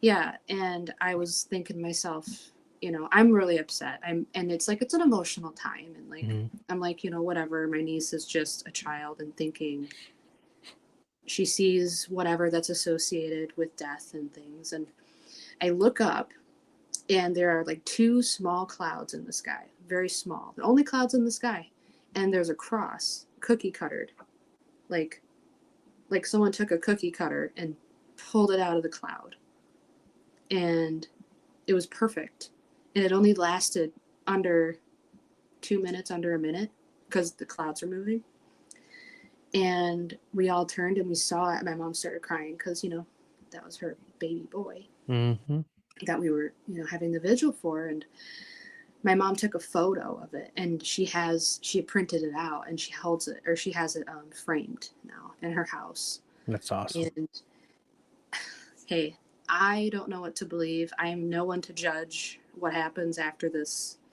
life that we are living, but that was crazy. And my brother was, he believed in Jesus, and he got really spiritual, like the closer to like when he passed. But yeah, that was like a symbol that like he held like close to him, even though he didn't go to church and stuff. Our family was not, that type of family at all. But yeah, that happened, and all I can say is like, I wouldn't believe it unless my mom took a photo of it off of her crappy Android phone. Yeah. And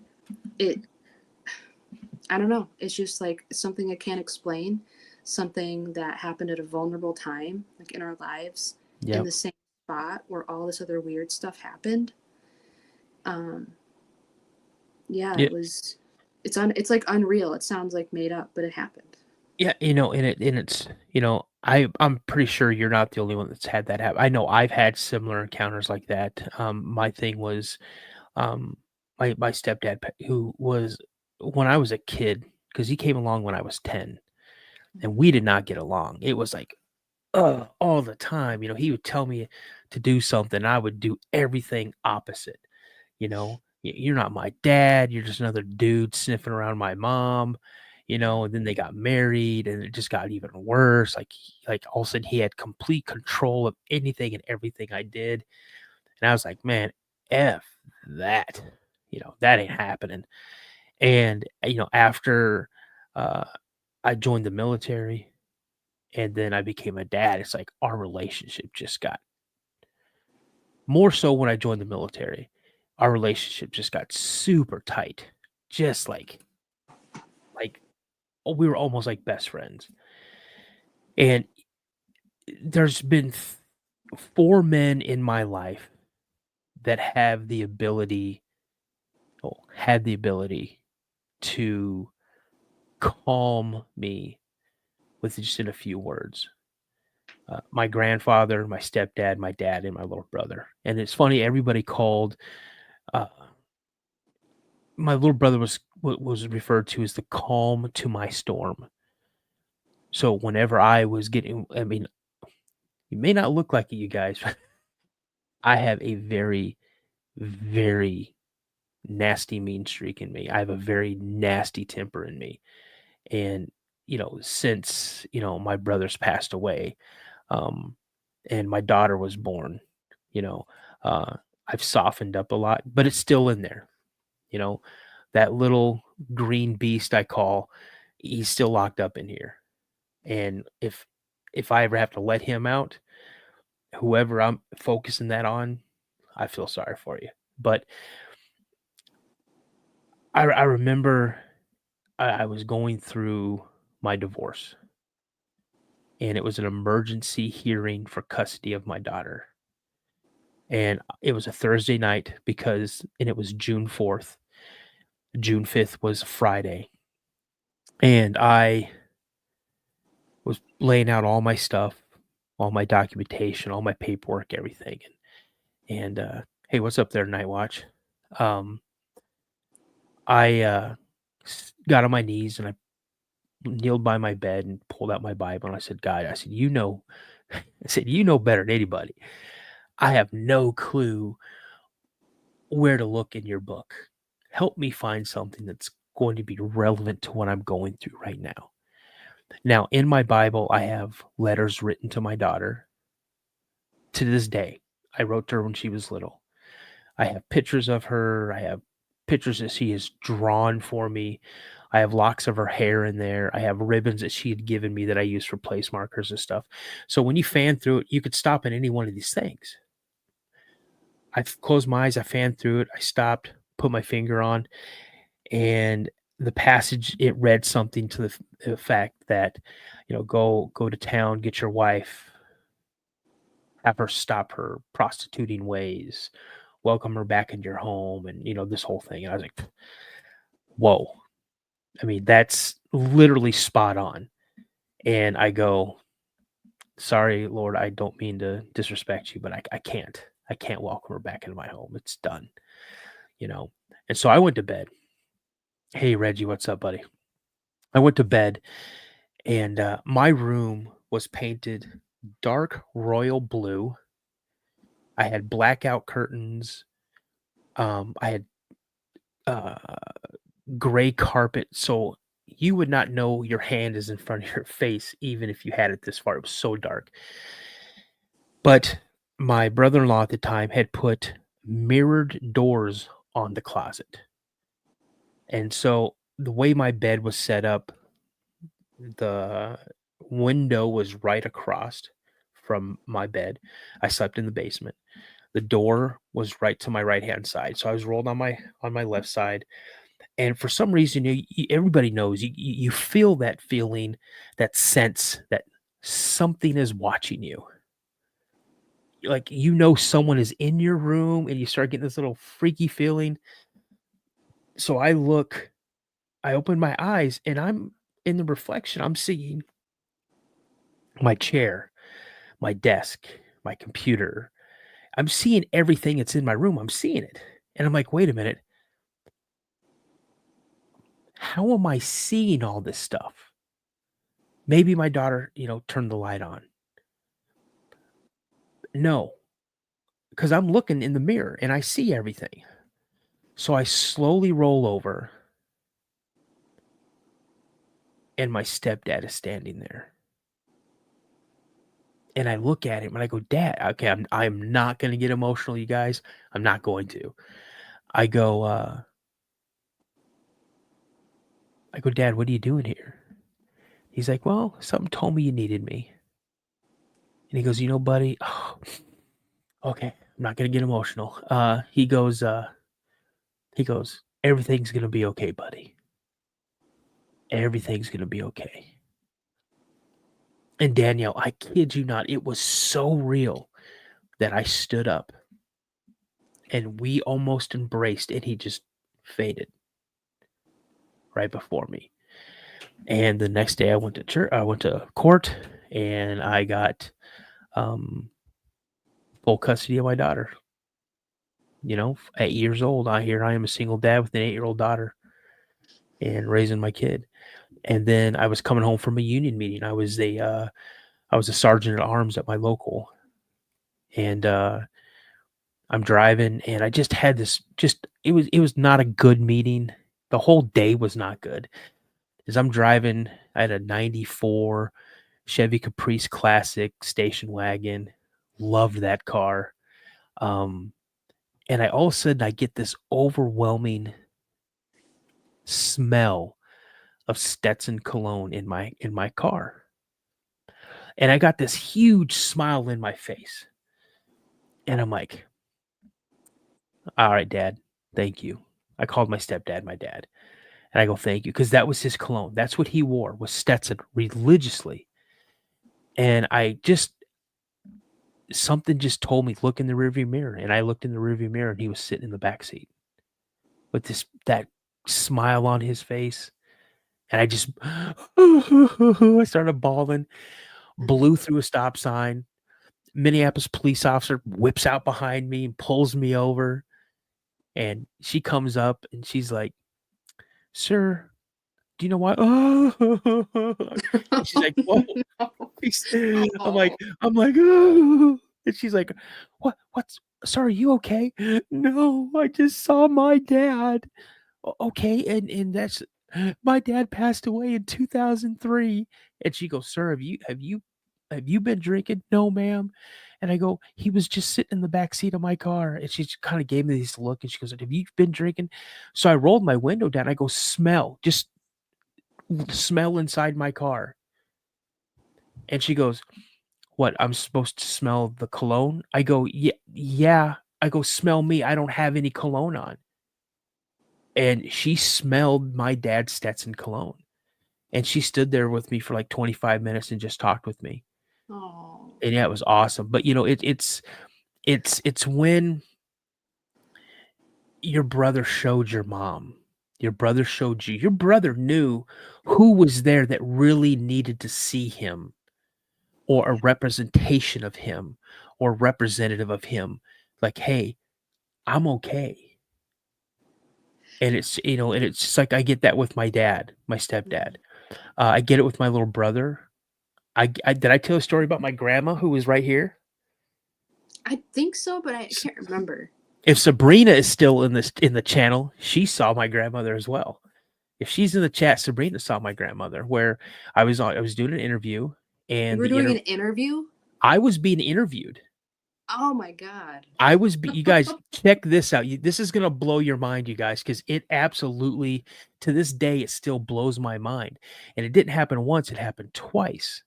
So I was doing an interview for Magical Journey, and the host, his name's Daniel, super, super nice guy. And we were talking about, my cryptid encounters, my paranormal encounters. And we were near the end of the interview. And he goes, he's like, Dan, and he talks so quiet, and he's just, hey, Dan, I just want to ask you, who's that lady standing behind you? And she was literally standing like right here where this sign is. She was standing like in that area right there. And I go, what? I go, come on, man, are you messing with me? Something like that. He's like, no, like she's there. And I'm watching the chat because it's a live interview like you and I are doing right now. Mm-hmm. And I'm looking at the chat, and the chat is going crazy. Like, oh my gosh, are you? I saw her too. I was wondering what. Oh my gosh! And I go, describe her now. Now the chat's got me spooked, Mm-hmm. and I'm like, what are you talking about? And is it on video? My reaction's on video, but I looked and I did not see my grandmother. But so he starts describing her, right? And I'm like, okay. I said, and I had a couple people that popped in mind, but my grandmother was not one of them. But then he started describing her more, and I said, okay. I said, let me show you a picture. Tell me if this is who you see. Okay. And so I bring up this picture. And I go, let me see if you can see this here. Hold on a second. There we go. I go, is that the person you see? And he's like, that's exactly who is standing behind you right now. It's exactly who it is. And he goes, she's filled with so much love. She's so happy to see you. She's there with you all the time. And I just started bawling. I go, that's my Nana. I love her so much. And I miss her. And, she's like one of the greatest women in my life. So awesome. Hey, what's up, Daryl Adams? Hello, Debbie Bright. But so 2 months later, my co-host Sabrina is a guest on my show, and we're doing a pre-recorded show. And we start talking, and she had mentioned, that she's a medium and that she has the ability to sense, like when Sasquatch is near, she can sense their energy. And so she knows when they're coming in, right? And so after we get done with the interview, we're talking in the lobby, and I go, you mentioned that you were a medium a couple times. I said, it's real funny that, a couple months ago, I was on a podcast and I was being interviewed, and the host asked about and she goes, the woman who's standing behind you right now. And I go, shut up. And she's like, no, she's been there for a while. Like I've been watching her the whole time. And I go, what does she look like? And she started describing her, and I showed her the same picture. She's like, yeah, that's her.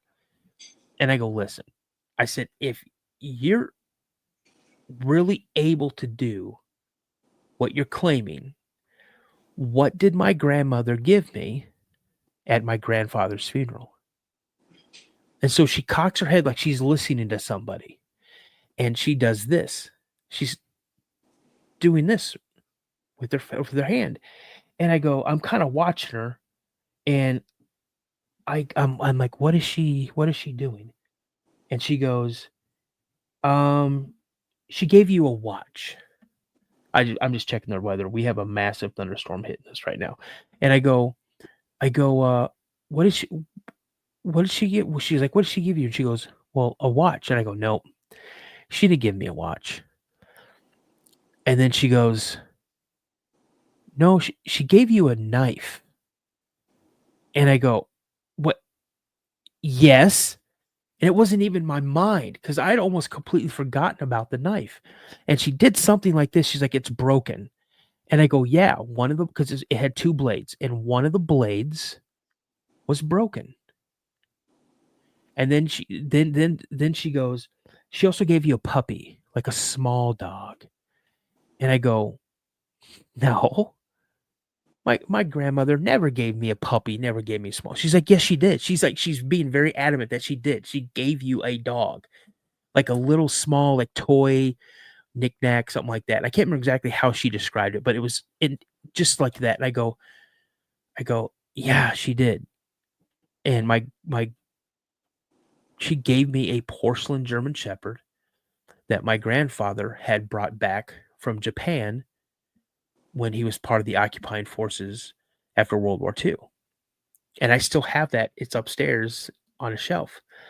And then she's looking, and she's still listening, and she's doing this with her hand still. And she goes, she gave you a ring, but she gave it to you like this. And she closed it in your hand and went like this. And I go, yeah, exactly. She did. And I go, it was my grandfather's Marine Corps ring. And she's like, she's shaking her head, yes. And I started bawling, you know. So I mean, it just like, when you have those times, and this goes for everybody in the chat too, whether you're listening to me or not, because everybody's having some great conversations. I'm reading it on the sides.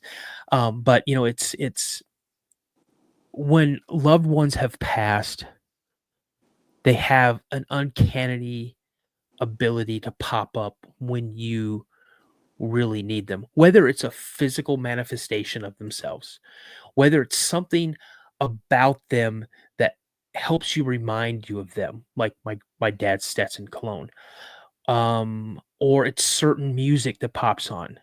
Like my brother and I have we had a very, very solid connection with each other when it came to music, you know, or um, I've heard my mom whisper my nickname in my ear, and I know it was my mom.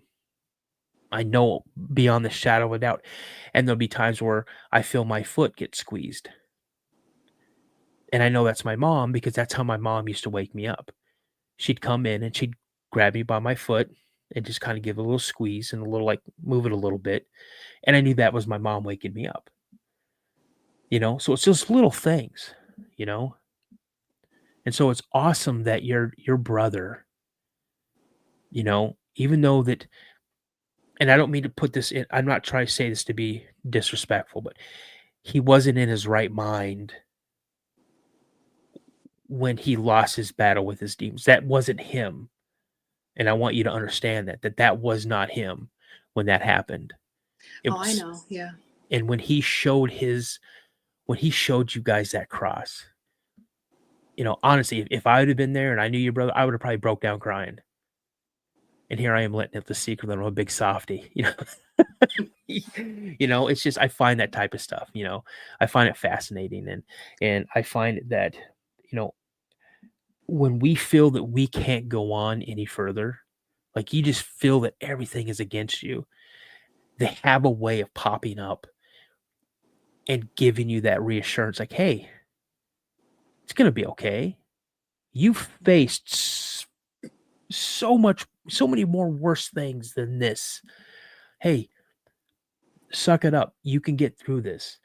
I'm here.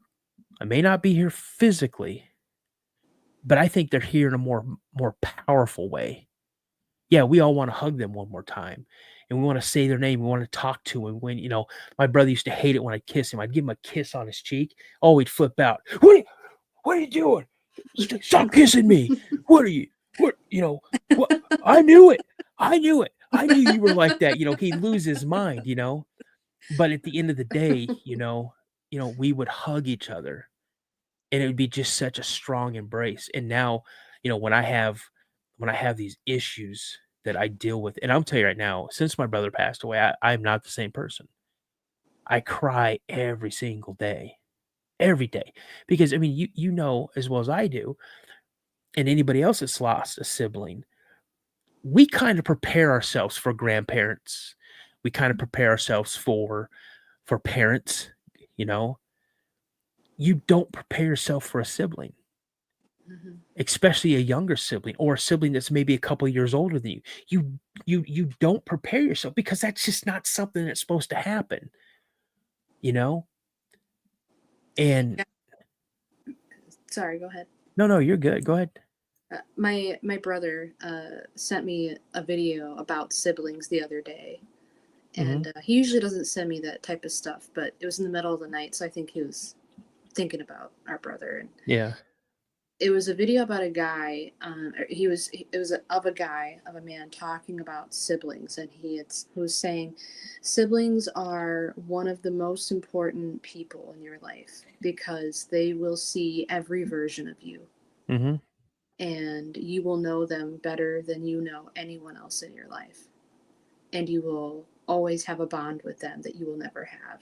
So on some levels, a sibling is one of the most important type of person and the most, I guess, unique connection you will have with somebody, because they will be with you most of your life. Yep. They will love you most of the time, hopefully love you and accept you, and Yep.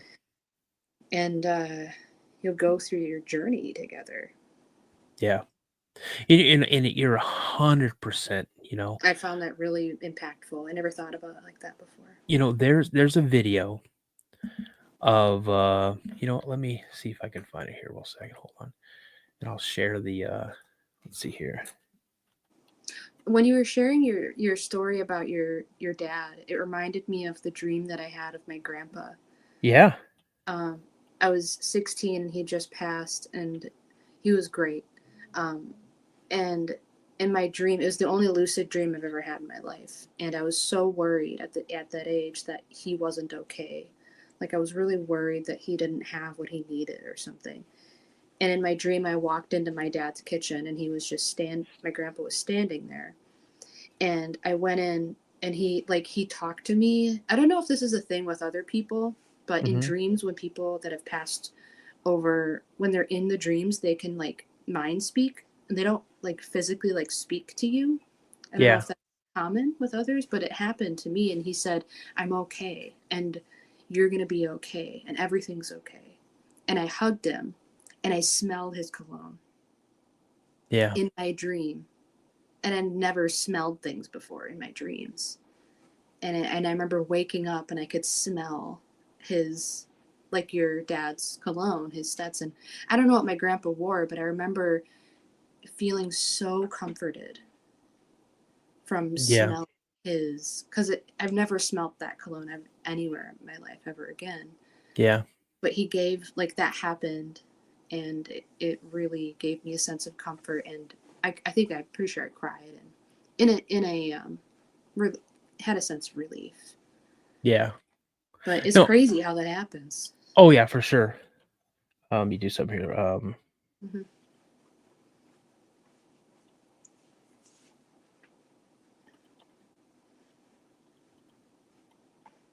What did you say you were pulling up again? Well, I just realized that if I share this, it's going to get me a copyright thing, and I don't want that to happen. So I pulled the transcripts up, and I'm going to. A lot of people probably don't like this guy, but he's literally one of my all-time favorite actors. I love him. I just love the swagger that he has and stuff. So, you guys, what I'm going to read is I'm going to read something that Billy Bob Thornton said about when his brother passed away. So Billy Bob Thornton says that my brother Jimmy, he was a young guy in 1988. He died suddenly of a heart problem. No one knew that he had. He was 2 years.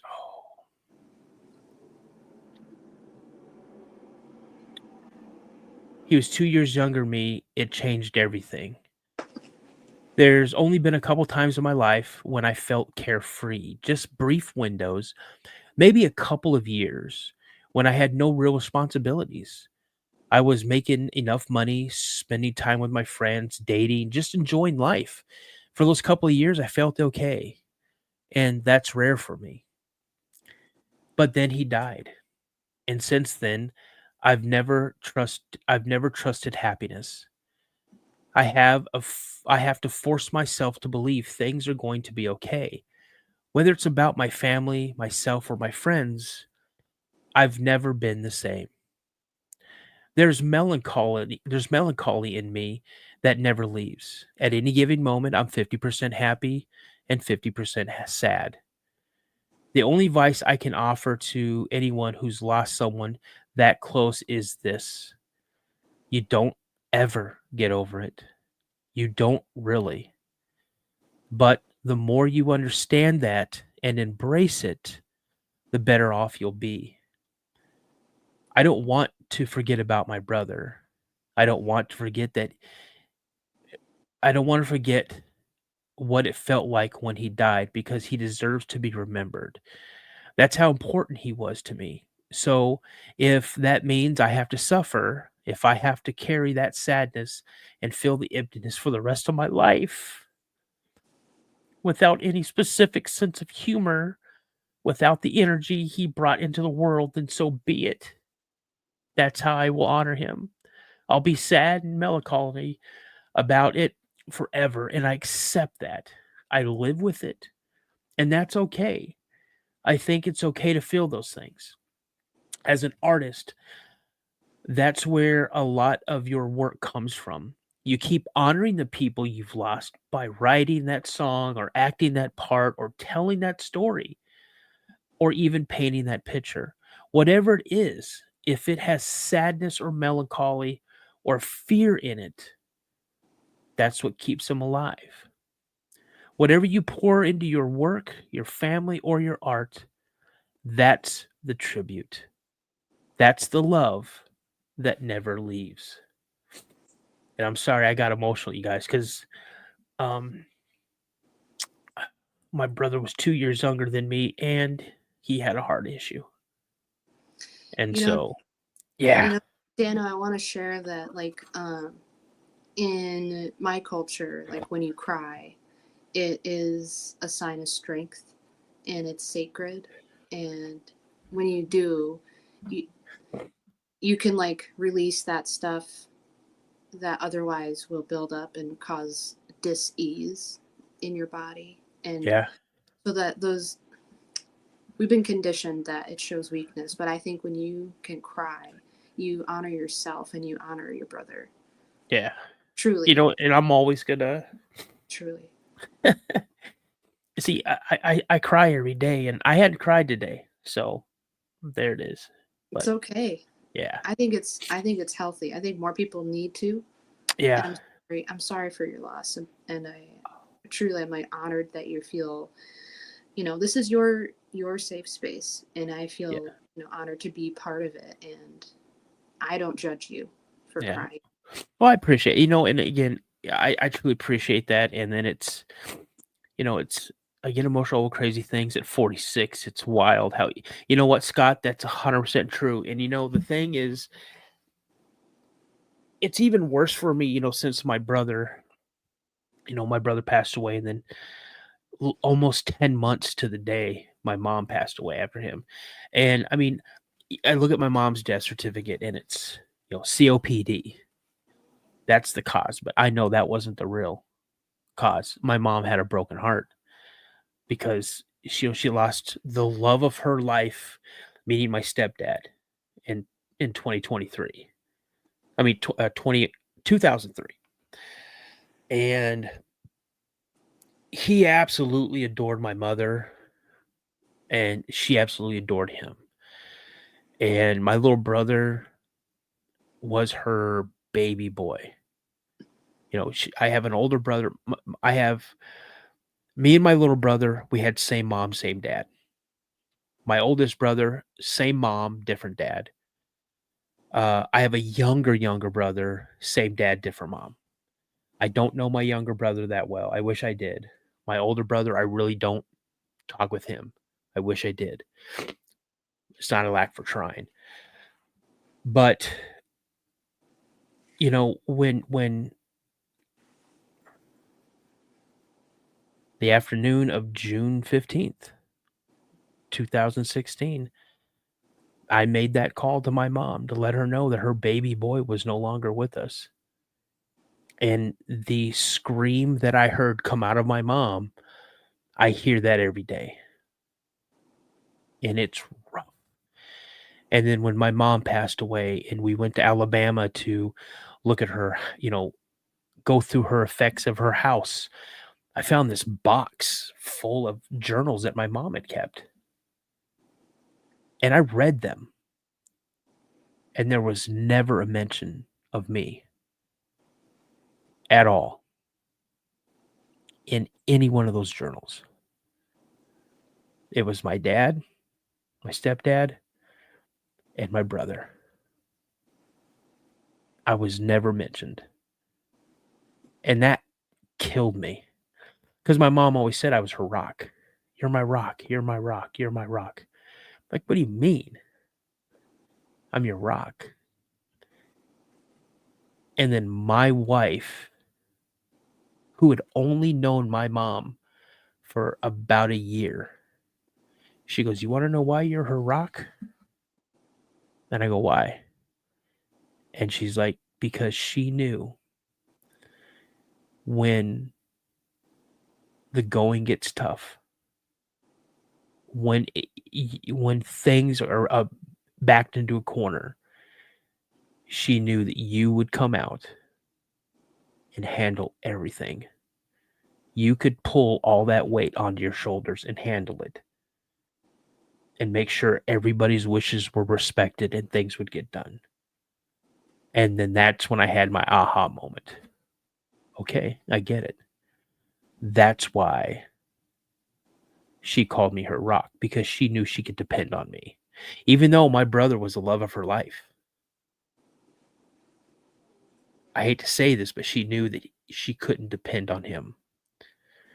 That it would be me, technically the middle child, to go in and get it done, And I just think that, by doing this, I've met so many people that we've walked a parallel path. You and I, people in the chat I've been reading, we've all are on that same path, and it's comforting for me. And that's what I want to try to bring to other people. Like, hey, you guys, you know what? If you're going through a hard time, it's okay to feel sad. It's okay not to feel, you feel mixed up in the head. It's okay to cry, just like you said. It's okay to show those emotions. It's okay to know that just on the other side of tomorrow, it's going to be a better day. And so, I mean, that's what I believe. Yeah, one of the things that I found that it was a surprise about the community of people that have had like cryptid encounters and like just weird things. They tend to be the same people that see other weird things in life.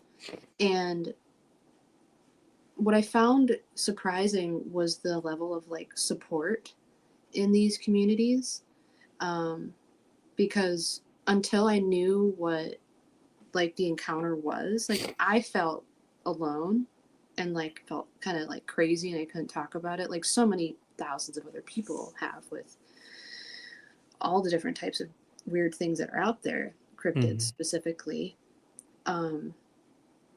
This is the first time I've ever talked about it like with people like listening to me like publicly, and I know that it feels validating for me. And because when I talk about it with other people, like I feel judged, and I don't blame people. Like if I tell specific friends, like they say, I believe you, or to a certain degree, like they don't.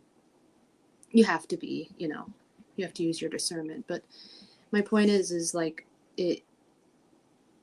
I appreciate that about your show, and that's one of the reasons why I wanted to come and support your show, because I saw that in the way that you, kind of led the topics and the conversation, and the way that you like treated people, and the way that like your community is, which it's a really wonderful thing. And I didn't know like that I needed to feel validated, that I needed to like say what I had experienced, and that I'm not the only one, and that it's okay to like go through hard stuff, like what you were talking about, like when people, like when family pass to unexplainable things. Like I think that commonality is like we are like you're not alone in that. And so thanks, Dano. Like it's really great that you can talk about all of that here. It's important. And I'm grateful for the community, and whether you knew it or not, you are part of this community. I think I got a really, really good, the Cryptid crew, just everybody who comes in and enjoys, whether they're coming in for the first time. I see a lot of people coming back. I got great people in the chat that I see all the time that message me, that comment on everything. And, it's I never thought that I would get emotional like I do on some of these things, but there's certain things that people will put in here. I mean, it's just like this morning, I did my morning coffee with Dano, and a guy popped on and he's like, can I say something? And I'm like, okay, his name was Jameson, but he spelt it a different way. And I go, okay, just as long as you don't get crazy. And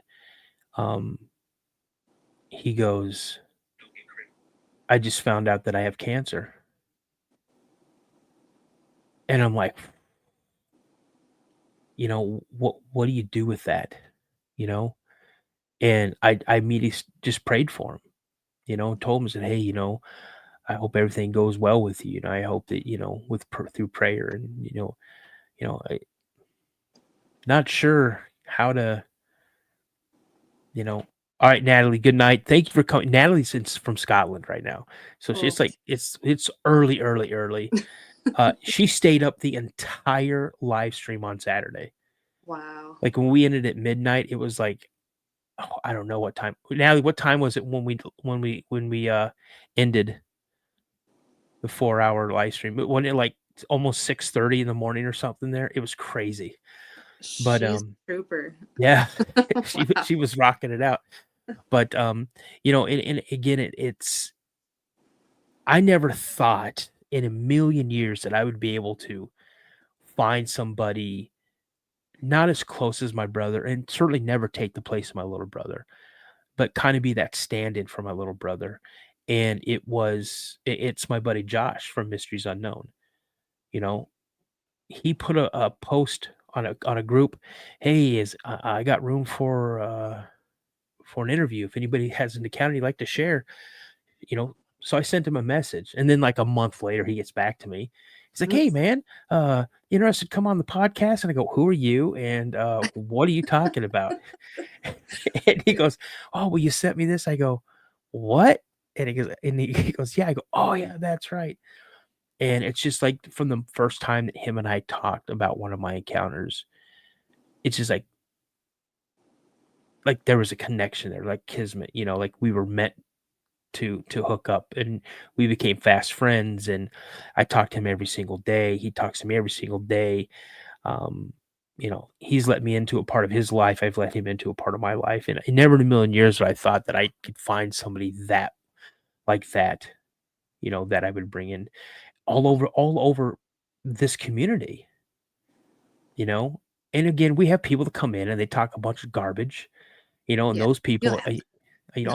I feel sad for them. Like, okay, you got nothing better to do to come in here and start trashing some people, you know. Yeah. But what they don't understand is that there's more of us than there is of them.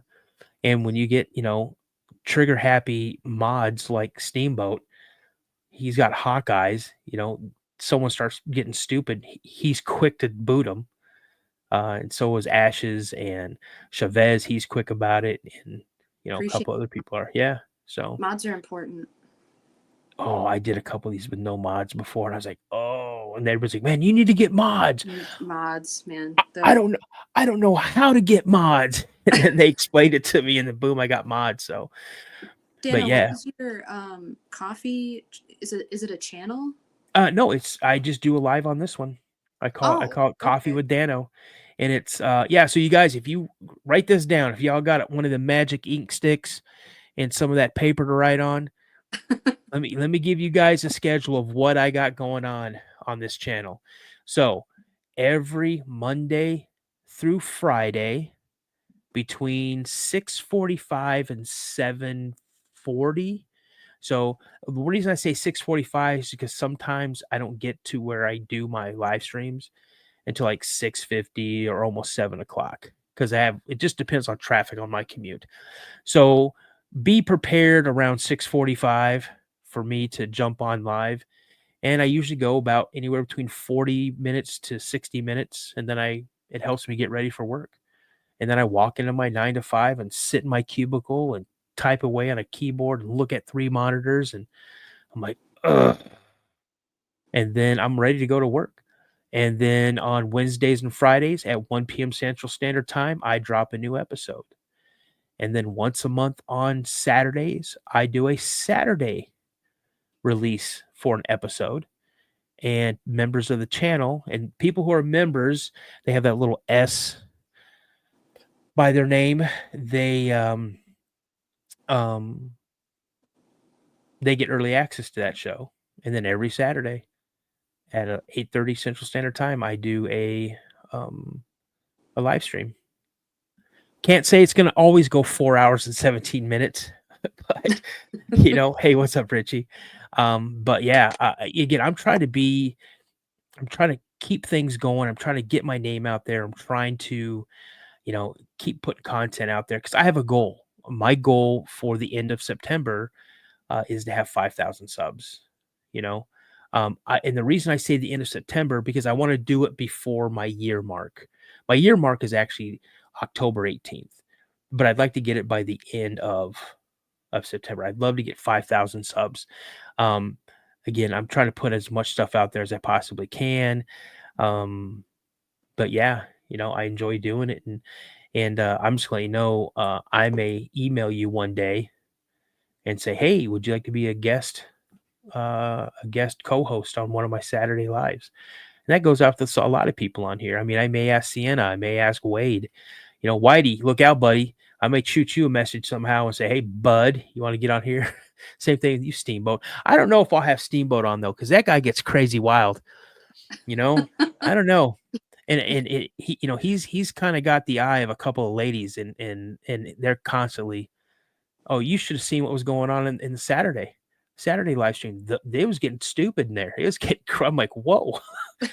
I said, I think I'm just going to sit back here and just watch the show that's going on, in the chat, because he was chatting up multiple people, bam, bam, bam. I'm like, whoa, man, calm down. It was great.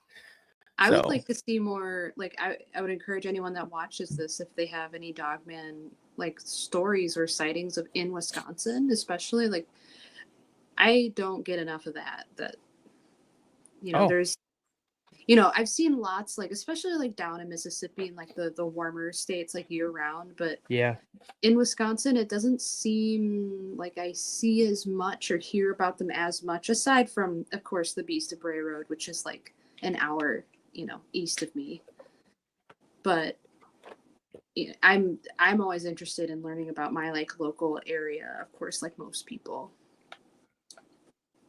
And that's what I'm always, like, on the lookout for. Well, in this book, there's a UFO encounter in Wisconsin. Oh, okay, yeah. And let's see here. In this book from Linda Godfrey, I know there's something, some stuff in here. And I wish I could have met her. I feel so sad that, like, when she was still alive, that I wasn't privy to, like, any of this. Yeah, same here. And then I know there's something in here as well, Midwest Monsters. And let's see here. I know there's something in here in Wisconsin. You got Bozo, which is a monster creature of the water in Madison, Wisconsin.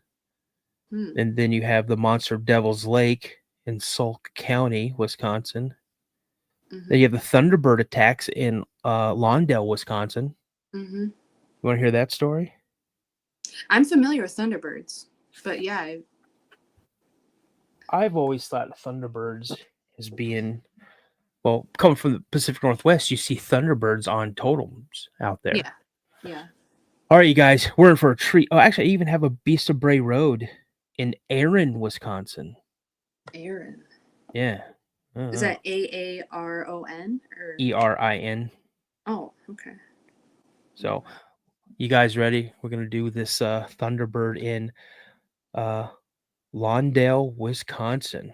I haven't read, and this is gonna be the first story I've ever read about Thunderbirds, and I've had a few people ask me about it. So let's do the Thunderbirds. What do we got here? Come on now. The Thunderbird attacks in Lawndale, Wisconsin. This happened July 25th, 1977. All right, you guys. And after this, Sienna sent me a couple of videos. I'm going to play those. Throw it overboard, a 10-year-old Marlon Lowe yelled to his friend. He jumped up and down, waving his hands above his head. Another friend joined in, waving his arms from across the yard. No, over here, he said. The three boys had been playing in the backyard for most of the evening, while their parents were in the front yard visiting with their adult guests. Before Marlin's friend could throw the ball to either of the boys, a shadow darkened the grass around their feet. The air pulsed with a drum of flapping wings. Let me turn this up here.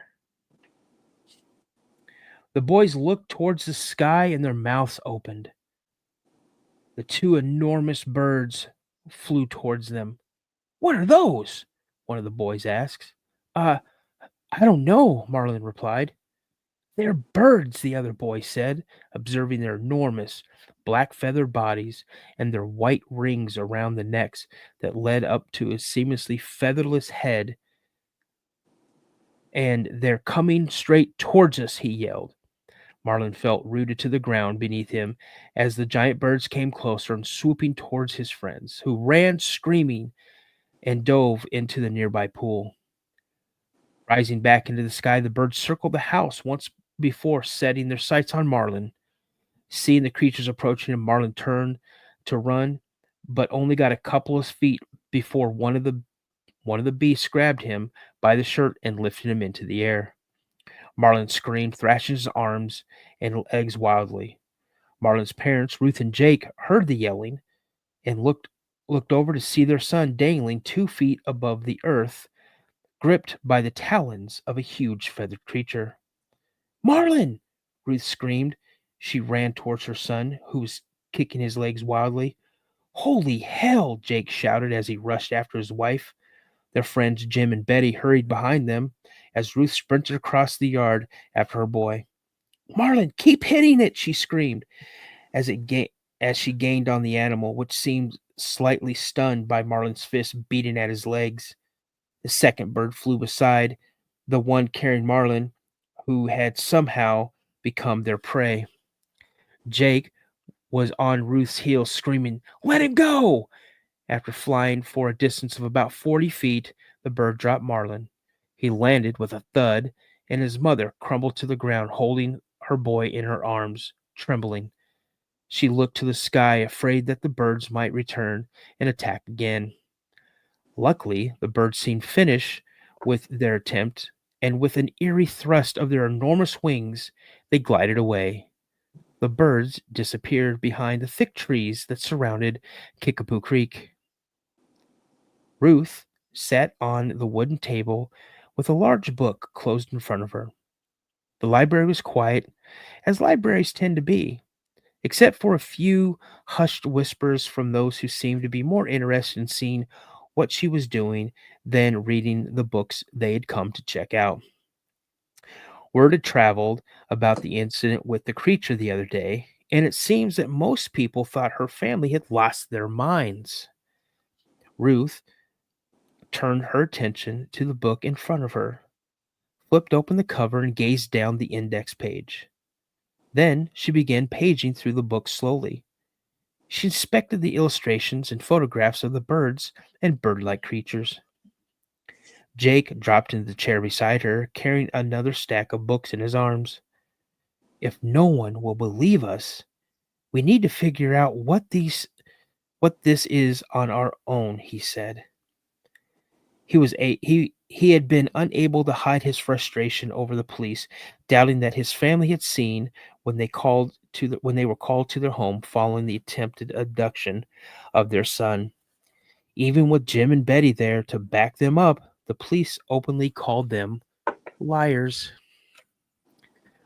At worst, night after night, Marlin suffered from nightmares about the terrifying experience. Of course, he wasn't alone. Jake, Jake would never shake the image or the helplessness he felt as his son was getting carried off by a giant bird. Before Jake could open any of the books, he had lugged over, Ruth grabbed his arm.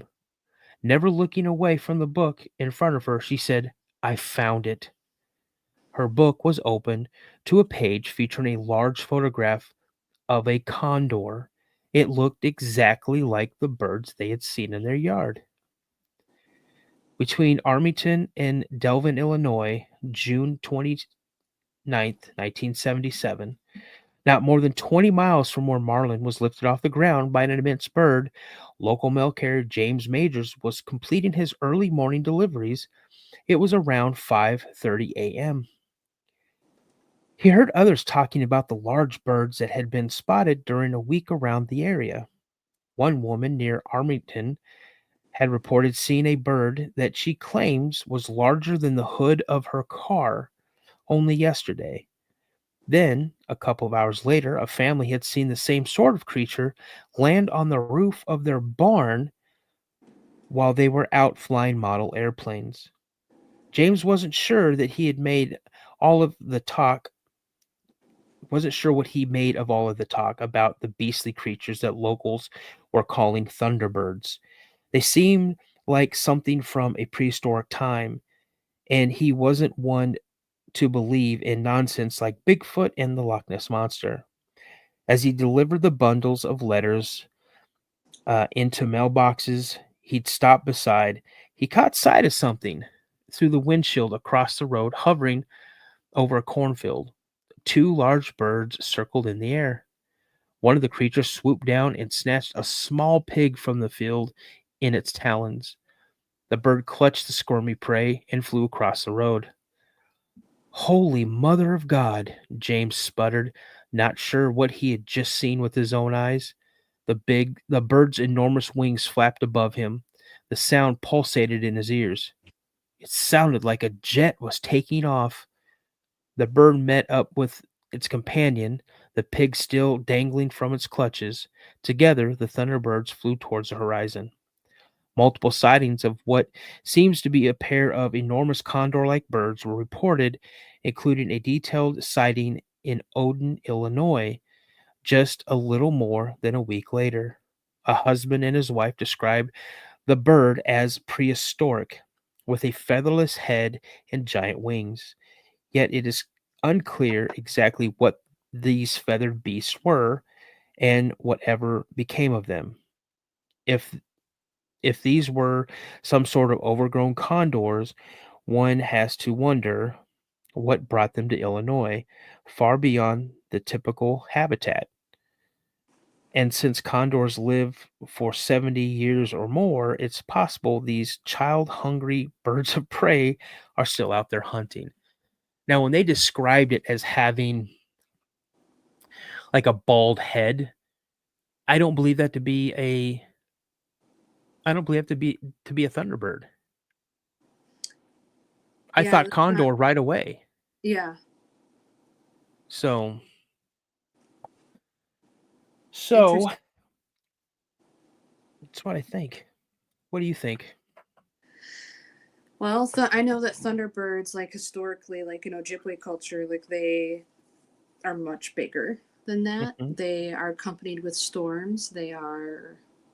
Um, there's a lot more to be said about it. There's like teachings and things, but not like who am I to know to say whether what they saw or not was a thunderbird or if it was a condor.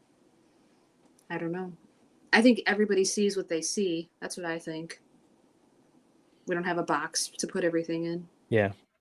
And that Who way who I knows? think I try to put things in boxes. I like to, but I don't know. Yeah. Well, everybody, we've been on for a almost 3 hours. And I just want to say thank you for coming on the show. I had an amazing time rehearing your encounter and your mom's encounter and having everybody come in. I'm glad you got to meet everybody. If I still have new people in here, if you like what you guys see, please consider giving this page or this YouTube channel a like, a subscribe, a subscription, a subscribe. Hit that notification bell, turn on all notifications so you know when I'm either going live or posting new content. Danielle, do you have anything? Give a thumbs up. Yeah, Those are.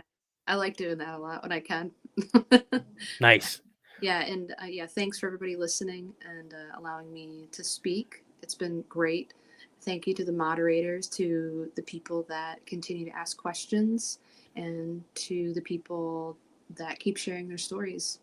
And Dano, thank you. Appreciate all the work you've done, and you've done your homework, and it was really great getting to know you, and I hope to talk to you again in the future. Oh, you will. Like I said, I'm gonna ask you to come on one night and be a guest host. Cool. I'm gonna have fun. So real quick, someone who this is like the questionnaire extraordinaire is Kristen Allison. I love this person. She really makes you think. She'll bring questions out, and I'm like, I never thought about that. So she goes, I was wondering what the difference is between the pterodactyl, Mothman, and Thunderbird. Well, from what I understand and all the pictures I've seen, Mothman looks like a giant moth, like a man, like a moth, like what it says, a Mothman. A Thunderbird, I've never seen a Thunderbird, but I see Thunderbirds. This is what I have in my mind, is that they are massive birds. They're not like a pterodactyl. They're like a massive feathered bird that have blue and black and reddish feathers. And they're like gigantic. Like if they from wingtip to wingtip, they'd be as long as like a 63 Lincoln Continental or like an early 60s Cadillac, just like massively large, like 10, 12-foot long wingspans. That's the image that I have. And if I have seen some pictures, they haven't been in color, but these birds have just gigantic wingspans, and they don't look like condors. In oral history in Ojibwe, they're said to have been much bigger than that. That they can change weather patterns, and that they bring in. What? Yeah. Oh like way back, like historically. And I think that in what I've learned, like that is a major difference between a Thunderbird and like a Mothman, is that, or even a pterodactyl. And there's also like nesting associated with pterodactyl-like creatures that's not associated with Thunderbirds or Mothman. Yeah. So. Well, it's crazy. I know. If you want to hang out in the lobby, I'm going to close out and I'll holler at you just in a second, okay? Thank you. All right. You guys, what I tell you, that's Danielle. Amazing guest, amazing person. I'm so glad that she agreed to come on and actually do this live because, guys, her story, even though it's her mom's story, the way she's able to retell it, it kind of brings you right there. Like you're kind of like invisible and on the side watching it as it unfolds. And she's all around just a great person. And I'm glad you guys got to know her. And I'm glad you guys welcomed her into this community, into the Cryptid podcast community. I really appreciate it. You guys, remember, if you have had an encounter and you would love to come on the show or just tell me your story, shoot me an email at thecryptidpodcast72@gmail.com. As my buddy Josh always says, you guys stay prayed up. And remember, as I always say, a legend always begins with a sighting. You guys have a wonderful night. Thank you so much for your time, and I'll talk to you later. Have a good night, guys. I got a strange going on out here. Something just killed my dog. Something killed your dog?